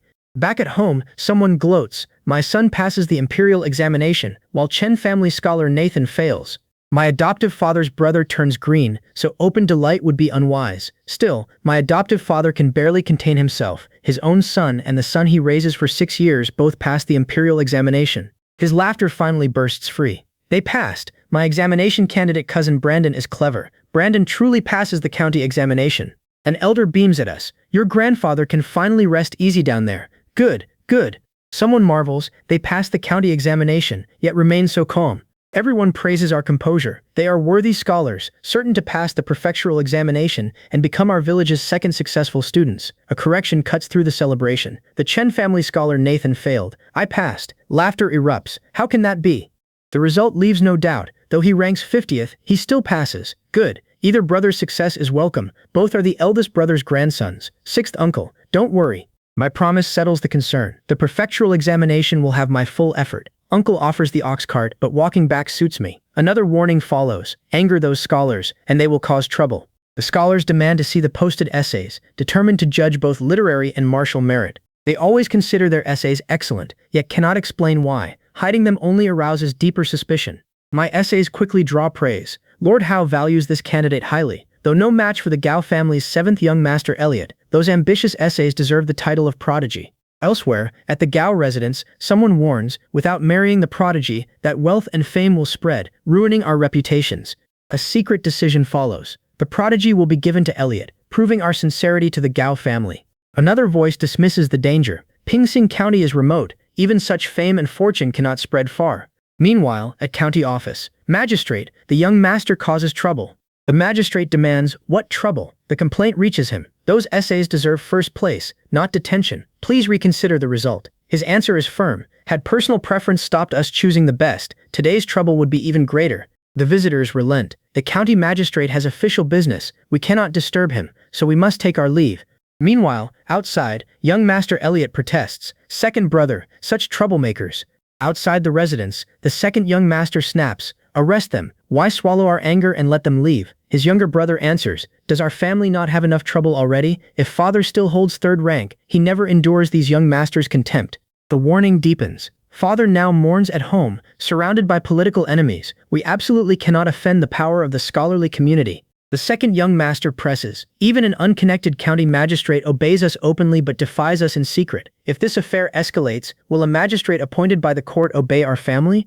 His younger brother rebukes him. You are always told to study more and reason properly, but you refuse to listen. Now you suffer this humiliation because of it. The second young master still seethes. This underhanded tactic is utterly unfair. Isn't that right? Elsewhere, scholars crowd around the posted essays and scoff. Shane's writing far surpasses this underhanded tactic. Back at the noble residence, the seventh young master reads the work and snorts. So this is the supposed masterpiece. Nothing special. Does this deserve the title of prodigy? A servant rushes inside. Young master, scholars from every academy call your tactic unfair. Everyone blames your family. Back at the noble residence, the seventh young master rages. The goal is suppressing Shane. Giving his essay 50th place is already an enormous compliment. Get out and stop bothering me. Meanwhile, in the farming village, neighbors celebrate my return. From the moment Shane comes home, his extraordinary talent is obvious. Admiration keeps rising. Such intelligence, he is destined to become a scholar. Another villager agrees. Indeed, this is thanks to the Chen family's property division. Otherwise, he would never have received the opportunity to study. The farming village erupts. He has brought honor to our Chen Jiwan. The clan elder announces, the clan rewards you with 10 taels of silver. Study hard. I bow. Thank you, clan elder. This junior enters the prefectural examination in April. One request remains. I hope the clan shows me leniency. The elder approves. Such ambition. From today onward, no one may disturb his studies. The elder makes the consequence clear. Delaying his future means offending all Chenjuan. Then the odds land. 600 candidates come from 12 counties, but only 50 pass. The 12 county leaders are almost certain to succeed, leaving 38 places for everyone else. The calculation is brutal. 1 place for every 12 candidates, against more than 500 rivals. Failure means retaking the county examination and losing far too much time. Later, during exam preparation, that pressure hardens my resolve. That is precisely why I've quit fishing. My teacher approves. With a determined heart you will surely pass. Dongyang Prefecture's prefect favors simple, unpretentious writing. Later, in the prefectural city, we seek an inn and prepare immediately. An innkeeper spots us. You 3 are here for the examination, right? His price comes without apology. 200 coins per night. Book early. In 2 days, not even the woodshed will remain available. The innkeeper adds, do not blame this establishment for delayed service. Lodging alone costs over 12 taels. The innkeeper treats us like lambs for slaughter, but concentration matters more, so I refuse to complain. We settle the terms. 3 superior rooms, reserved for half a month. Back in our inn room, my teacher presents the target. Dongyang Prefecture's prefect Wang Shen is a second-class jinshi. His style is simple and unpretentious. Here are his poetry composition and examination essay. Memorize them within half a month. At our first lesson, concern surfaces. Teacher, changing writing styles suddenly may ruin the result. He rejects the delay. Half a month is unnecessary. 10 days will suffice. 8 days later, the entire collection sits memorized. Teacher, I've finished. The speed startles him. Only 8 days have passed.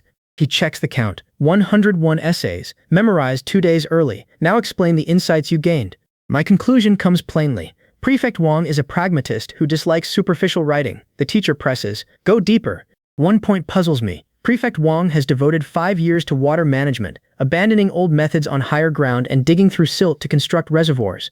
He personally guards the riverbanks. Naturally, such an official values writing that is simple, practical, and effective. My teacher reveals the essence. Do not rush to memorize. Understanding matters. The heir he chooses is not the finest writer, but the person capable of getting things done. My adoptive father Jake lays down the rule. From today, each of you writes 1 piece daily. Every piece passes through my personal review and revision until it matches Prefect Wang's style. The assignment begins immediately. One candidate sneers, that sly seventh young master Elliot of the county is utterly unworthy of his title. Even the last place essay surpasses his. Another scoffs, that last place student is called a prodigy, his writing is merely mediocre.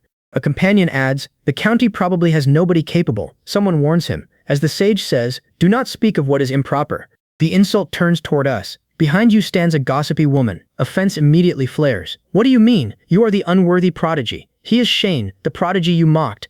The challenger refuses to yield. The title of prodigy is not lightly given. Using parallel lines to promote mediocre people only exposes shallow talent. Dare to compare your essays. Both sides close in. Then let the essays decide who is inferior. We were never called prodigies, so arrogance serves nobody. State your county. You come from Ningyu County, yet dismiss all talent from our county. The accusation sharpens into a trap. Is that merely your opinion, or does all Ningyu County share it? The candidate falters. That opinion is not mine alone. His opponent presses. Then you must believe your talent surpasses everyone else's, and that your county examination ranking stands above ours. He retreats at once. Those words were never spoken. The trap closes. Without such confidence, you have no right to humiliate us, or the prince of our county. The county scholars stand together. We are called prodigies because we resist injustice. Insulting our integrity and talent cannot be justified. Their elder bristles. So young, yet already aggressive and petty. Have you understood the principle of repaying kindness with kindness and evil with justice? The challengers finally withdraw. Turning to my adoptive father, I marvel. Father, you are incredible. A few words send them running. Jake fixes me with a stern look. You dare rush forward like that? My reason is simple. I cannot let them tarnish your reputation. His anger eases. Although this conflict comes unexpectedly, it makes you famous. News from this gathering of prefectural candidates will spread soon. Soon, throughout the prefectural city, scholars repeat the confrontation. Word is everywhere. Shane, the prodigy from the county, exposes the injustice and leaves Ningyu County's candidate speechless. And he does more than that. Scholars truly should not fear power. Elsewhere, the praise reaches hostile ears. This is true integrity. Furious at the spreading tale, someone erupts. Outrageous. A servant tries to restrain him. Please calm down. Even inside the prefectural city, people dare gossip openly. In the prefectural city, the seventh young master reels. His servant pleads, young master, calm down. You never suffer humiliation like this. Let us return to the manor. He orders, report everything to my second brother immediately. The master orders, tell him rumors about Dave reached the prefectural city. The young master fumes. Deal with that brat quickly, before this humiliation destroys my reputation.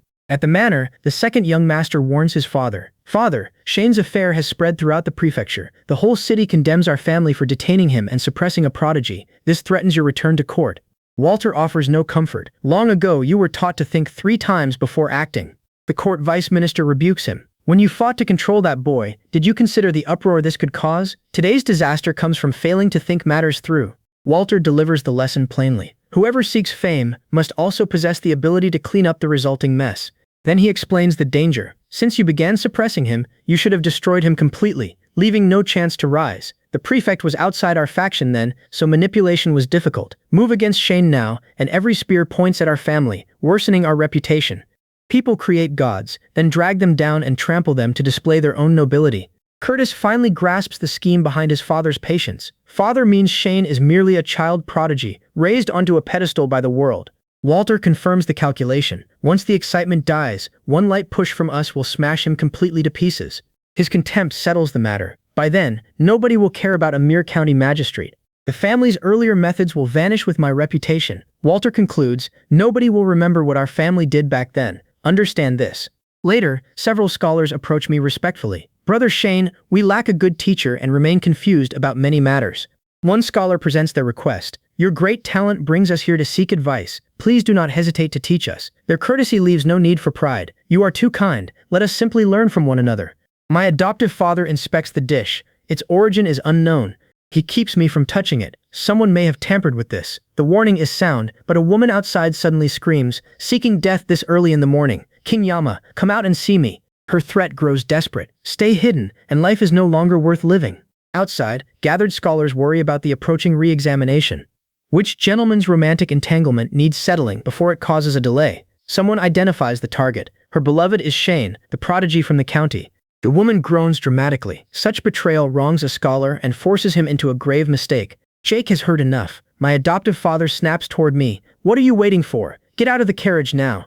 The woman confronts me immediately. Young lord, your redemption costs me another person's money and all my savings. Why are you hiding from me? Nothing about her claim makes sense. I do not know you. When did I take your money? She produces another accusation. You do not even recognize me. My name is engraved upon your fine pen.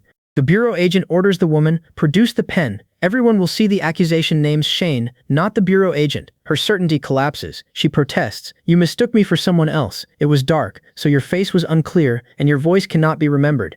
A scholar challenges her story. Why surrender all your savings to someone whose face and voice you cannot recognize? Still, restraint seems wiser. A good man does not fight with a woman. Another scholar urges mercy. Brother Shane should show magnanimity. The woman bargains. Give up the dispute and release him. And this ends here. Her demand baffles me. What does any of this have to do with me?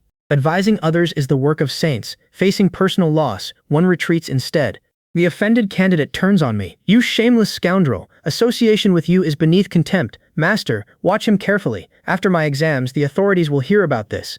His threat leaves me calm. Forget retaking the exams and leave this to me. Your insults are memorized and studied. Today they finally prove useful.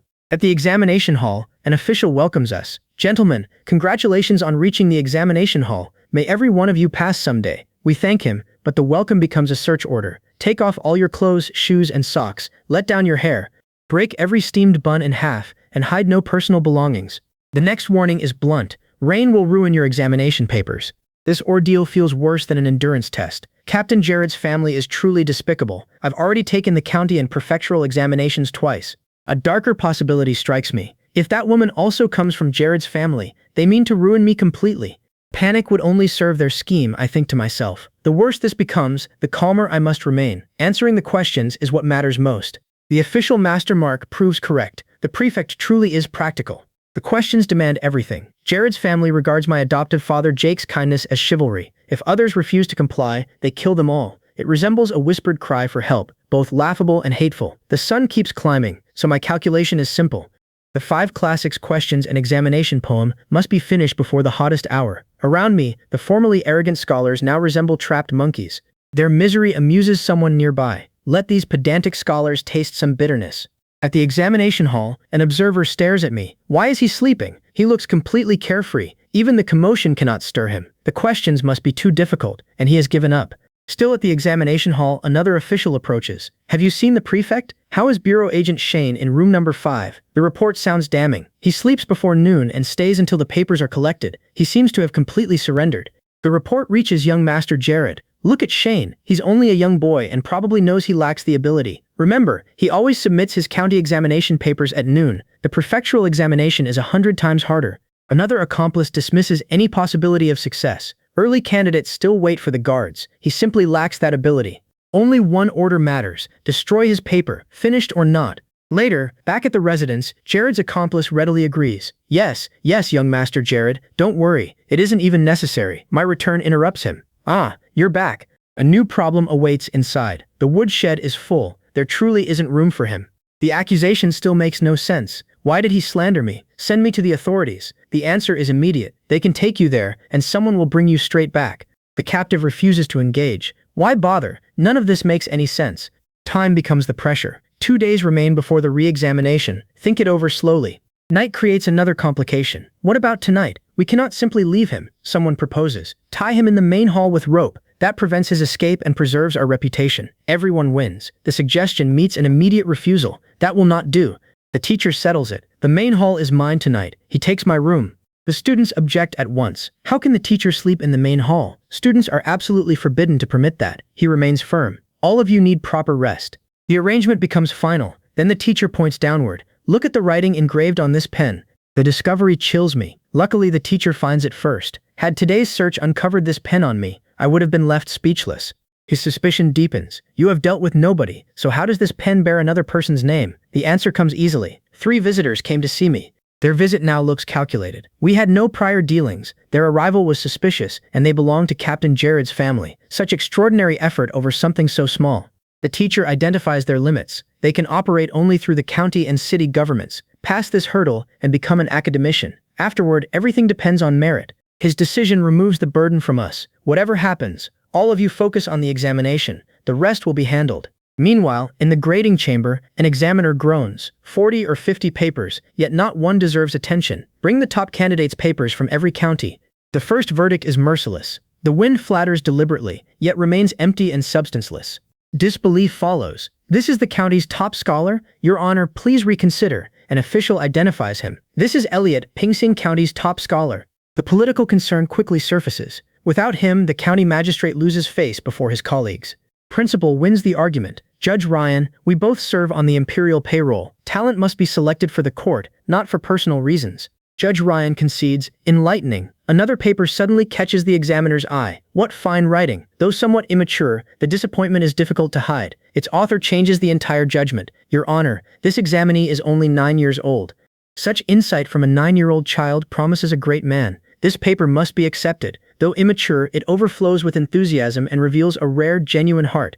The praise astonishes another official. Your Honor, you are usually reserved. What writing moves you this deeply? The moved examiner beckons everyone closer. All of you, look. Laughter breaks through the solemn chamber before the appraisal continues. This answer sheet is well organized and logically connected. Work of this quality is truly rare. The admiration grows. Its style is simple and unadorned, with a trace of a master's bearing.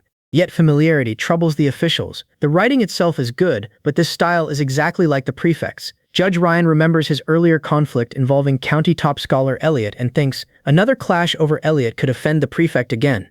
Inside the grading room, one examiner says, Curtis never named the candidate who must take first place under our arrangement. This essay is truly exceptional, so let us choose it as the top paper. Another agrees. You are absolutely right. A colleague cautions. 2 examinations still remain. The other examiners resist rushing the decision. Selecting the top scholar now is far too early. Judge Ryan's enthusiasm is unmistakable. He can hardly wait after finding an essay he deeply appreciates. Judge Ryan is a man of character. Let us see what sort of candidate can earn such high praise from him. The candidate's record draws startled attention. Another child, who is only 9 years old. His achievement astonishes the room. Such a mature essay at that age marks a true prodigy. An examiner identifies him for the presiding official. My lord, this child is the famous prodigy from the county. His reputation has already spread throughout Dongyang. Interest immediately deepens around the table. Tell us more about him. Ryan, you certainly possess a discerning eye. Among all these examination papers, you have managed to discover a genuine prodigy. Inside the grading room, another examiner objects. Although this child's essay is excellent, he is still young. Naming him the top candidate may make him arrogant in the future. We should test him elsewhere. Only tempered character can make him a pillar of the court. The room acknowledges that concern. Judge Ryan's love of talent deserves sincere admiration. Yet the child's circumstances complicate the decision. He comes from a peasant family, and supporting his studies cannot be easy. If he is rashly dismissed, his family may deem him unworthy and end his path of learning. The consequence weighs heavily upon them. That would betray both the imperial court and his own father.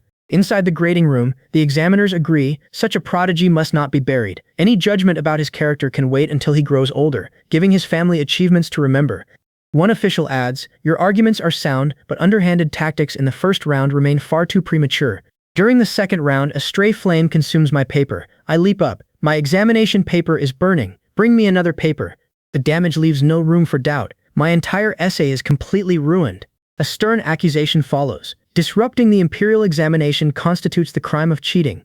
Facing arrest, I expose the trap. The runners frame me after father orders me to retake this examination. They arrest people without judging right from wrong. Are they protecting criminals? How can the imperial examination system tolerate such corruption and arrogance?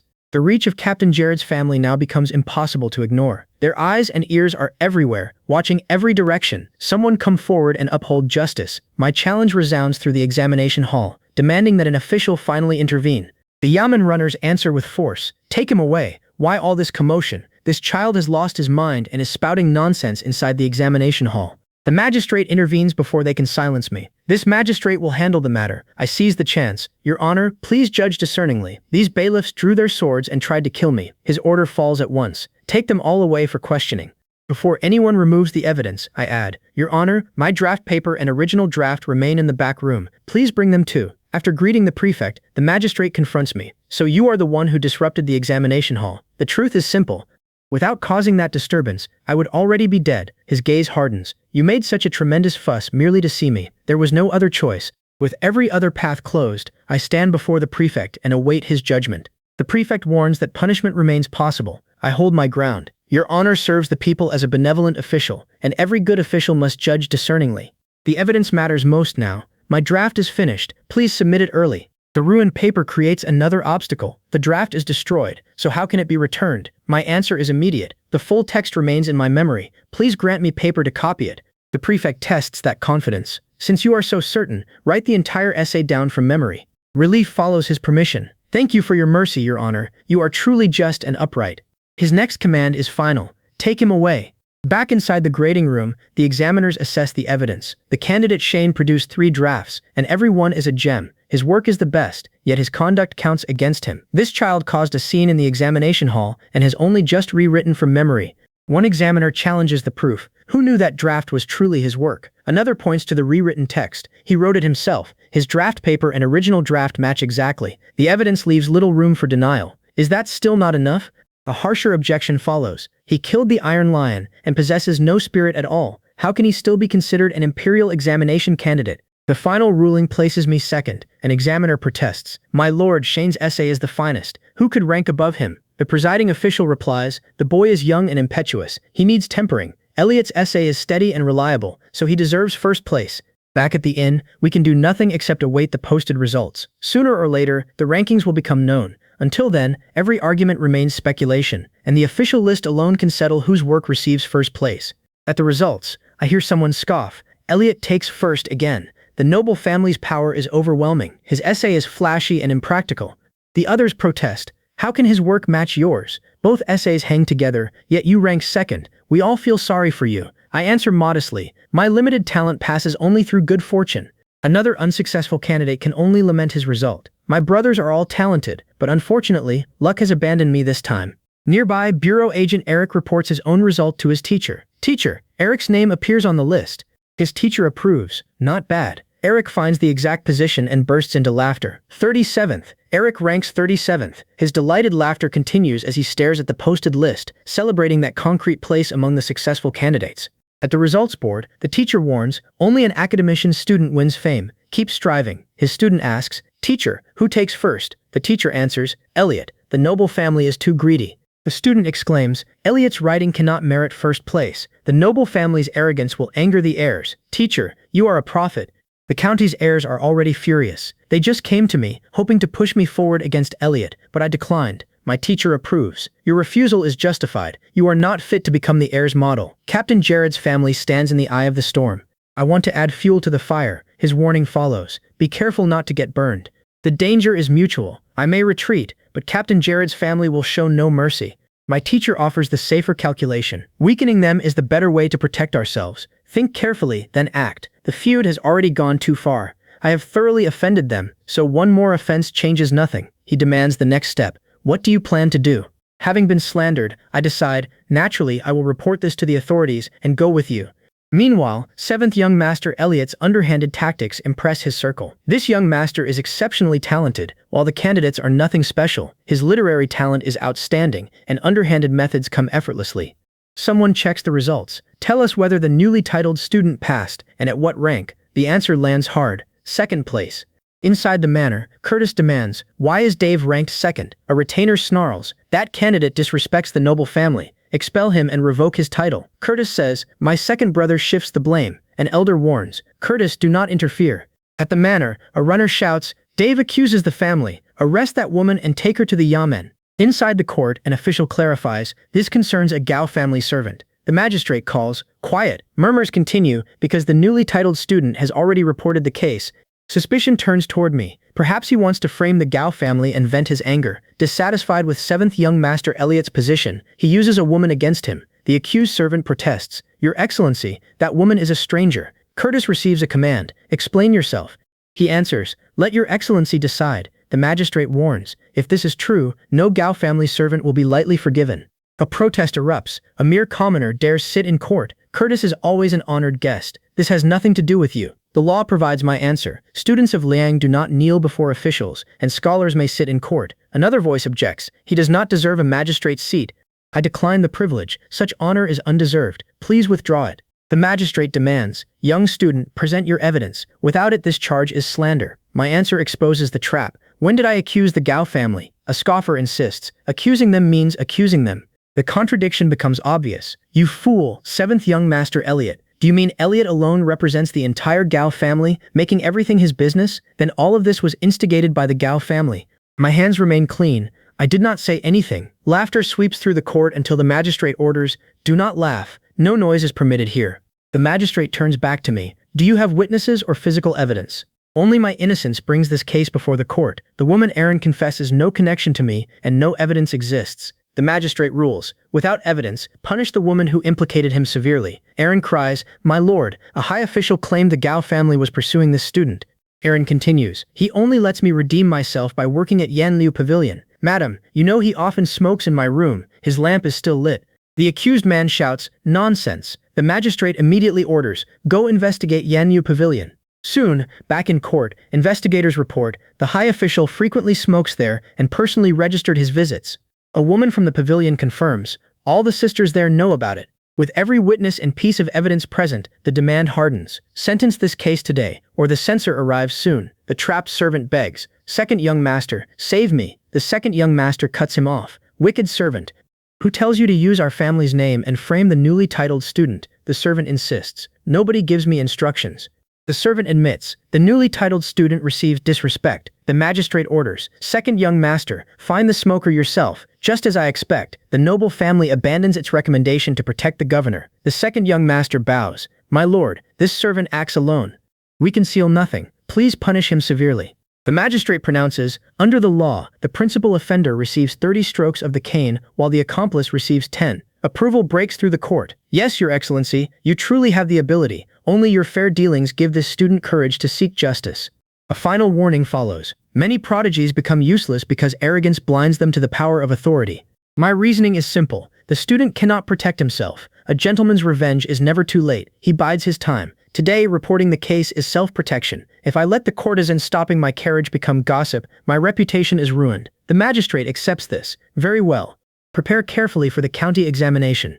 The magistrate adds, "Pass it and you will enter the prefectural school with help, repaying your teacher's cultivation." Later, back in the farming village, neighbors marvel, "That child is truly blessed, only 9 years old, yet he lives far better than common folk." Some gamble their whole lives and never pass the county examination. Another neighbor scoffs, "Passing the prefectural examination means devoting himself to study, but it is not easy. He is only trying and will likely finish last." No student from this farming village even passed the preliminary examination, and he has studied only a few years. Yet someone counters, "Last place still counts as passing. Fail, and everything must be taken again next year." A relative criticizes our spending. "The prefectural examination is expensive. Your savings must be nearly gone, and farming cannot support these studies. You insisted on dividing the property, yet now you eat fine grain every day while we remain frugal. Even 3 or 4 taels of silver is a heavy expense." They assume household servant Tyler has spent all the division money. Life requires saving, so do not squander everything. A relative reassures the gathered grandmothers and aunts, "Do not worry, the boy earns money and can support himself." Seeing his weight loss, the family decides, once home, kill a chicken to nourish him. Doubt immediately returns. 1 or 2 ounces monthly barely covers expenses. Where could he earn so much? Grandmother offers no answer. Someone explains, "A young master came earlier to urge him onward. The child earns every coin for school, and the family's food depends on him. He works hard, staying awake through the night to paint." Later, back at home, my eyes finally open. The family laughs in relief. "What a good boy. Finally awake. Had you remained asleep, a doctor would have been called."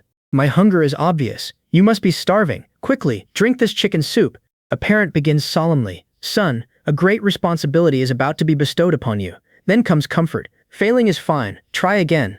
The parent reassures me, "You are still young, so do not take this failure to heart." My announcement stuns everyone. I passed the prefectural examination in 2nd place.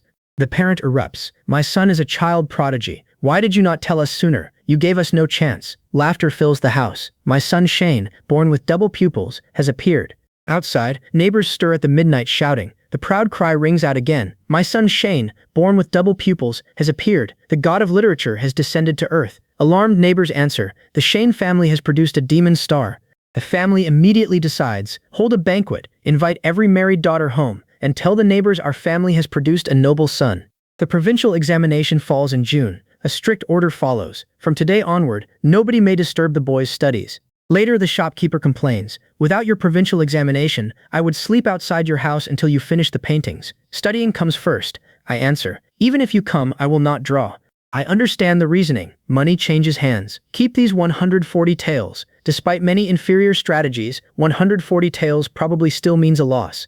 The buyer notes, comics about ancient philosopher Luke already crowd the market. You are a child merchant, and your value has risen. Confidence comes easily. In business, even 10 of you cannot match me. The next work is already being prepared. The right side of Great Liang awaits the master. The scale of my plan draws an outraged cry. You're completely unruly. Craftsmen across Fuxing County have already brought in 1 or 2,000 copies each. Customers marvel, so the teachings of ancient philosopher Luke really are this easy to remember. Boss, 1 copy. Another customer calls, boss, any books left? They are sold out. The answer comes quickly. The craftsmen are reprinting them. My next order is firm. Suppress every bookstore imitation.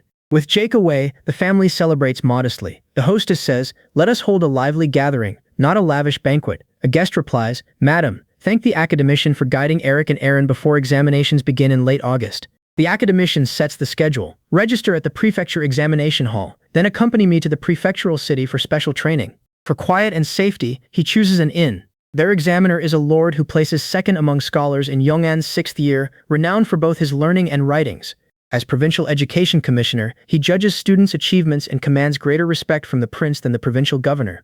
A candidate hesitates. Wouldn't presenting our writing before him merely expose our meager skills? The candidate fears embarrassment. The commissioner has served 3 years and already writes at academician level, but this is his final term. One candidate weighs their chances. Passing makes us his students. Your writing is ornate and unrestrained. His own remains simple and unadorned.